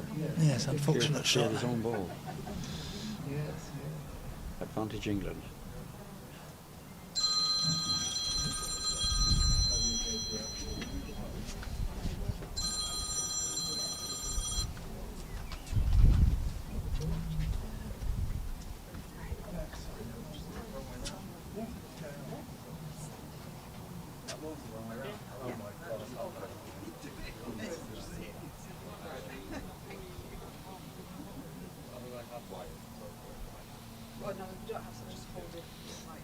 So difficult clearance here. Why we're not going for the clearance? So when I ask you the question, Every time I've been here in the last 2 years, it's just one big bother. So you call that.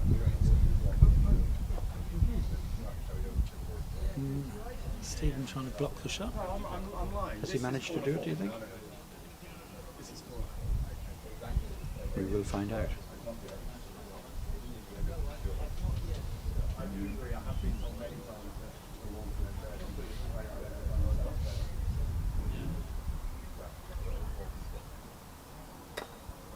Oh, what a lovely, another lovely clearance.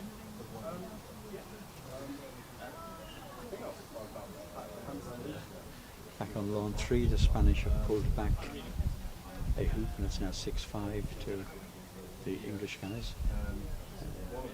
John Paul Moberly and Toby Savage.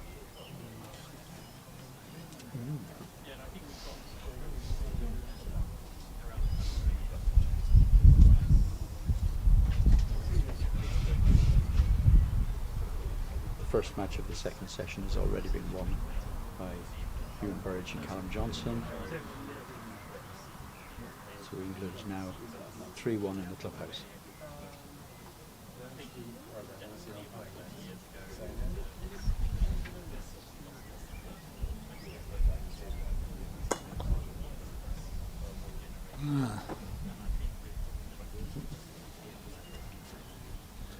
All the energy still in the blue ball, taking it a fair way, but leaving red in a position to come back in quite nicely for the hoop. It's becoming quite a tussle around this hoop, though. Yeah, interesting.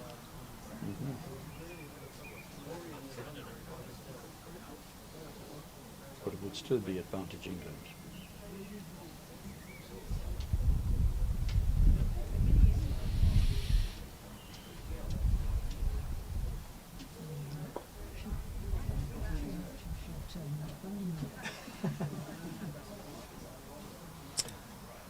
Interesting placement.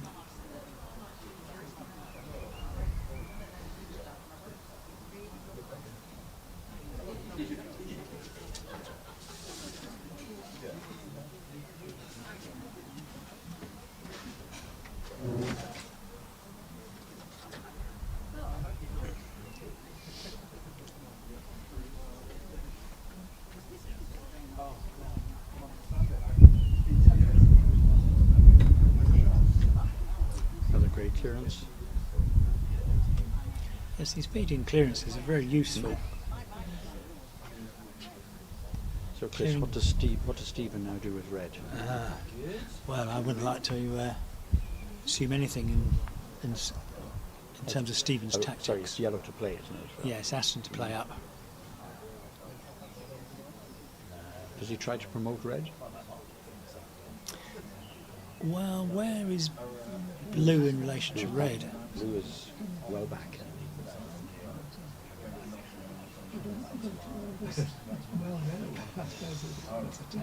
Well, let's see.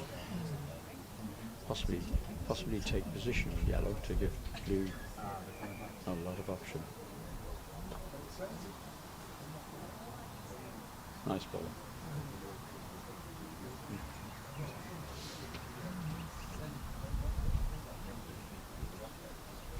I think this is how the game's changed, particularly on this lawn. It's a lot more clearing and neutralising of the hoop. Yeah. And what that's down to, whether they've learnt more about the pace and what the hoops are like.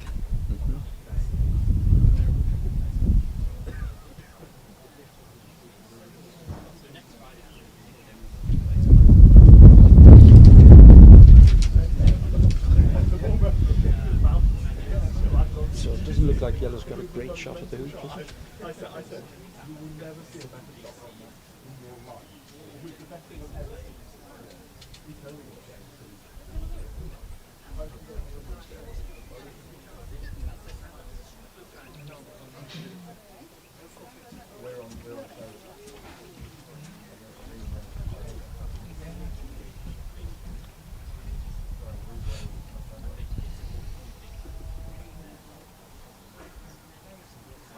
Looking to clear red, do you think?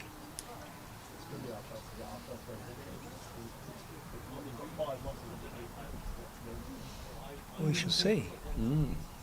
Oh, looking to yellow.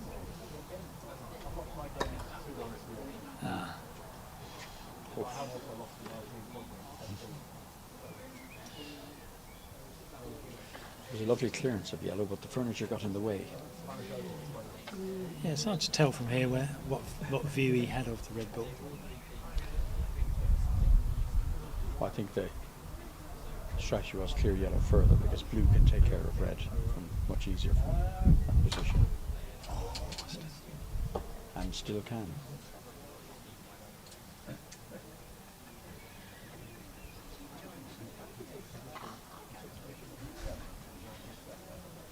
There's incredible power in some of those shots, isn't there? Yeah, he's got very long levers, effectively, hasn't he? And, is that what it is? Quite a long mallet, and of course he's what, 6'4", 6'5", maybe. Is he? Yeah, and plus those long arms, long levers. Oh. It's interesting. There you go. Trying to jump rather than to clear.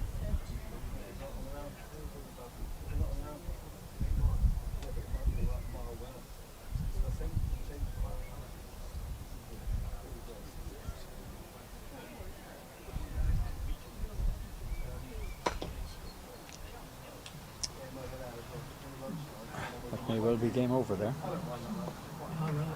There we go. Well done. 7-5 to the English pair, making it 1-1 in this particular match. Yeah. England leading by 1 match to 0. And England have just won the match on lawn 3, so it's 2-0 to England with a deciding match to be played on this lawn. So overall,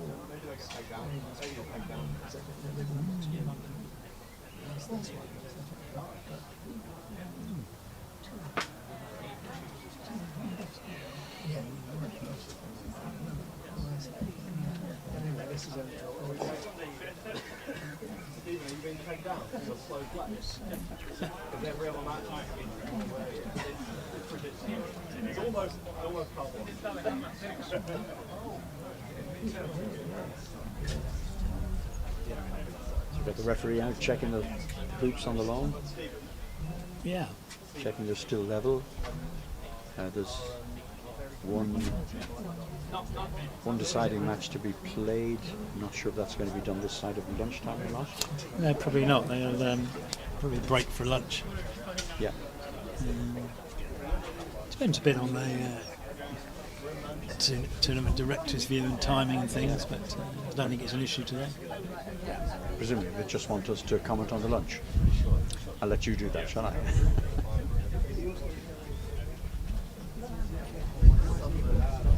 The sun's gone in.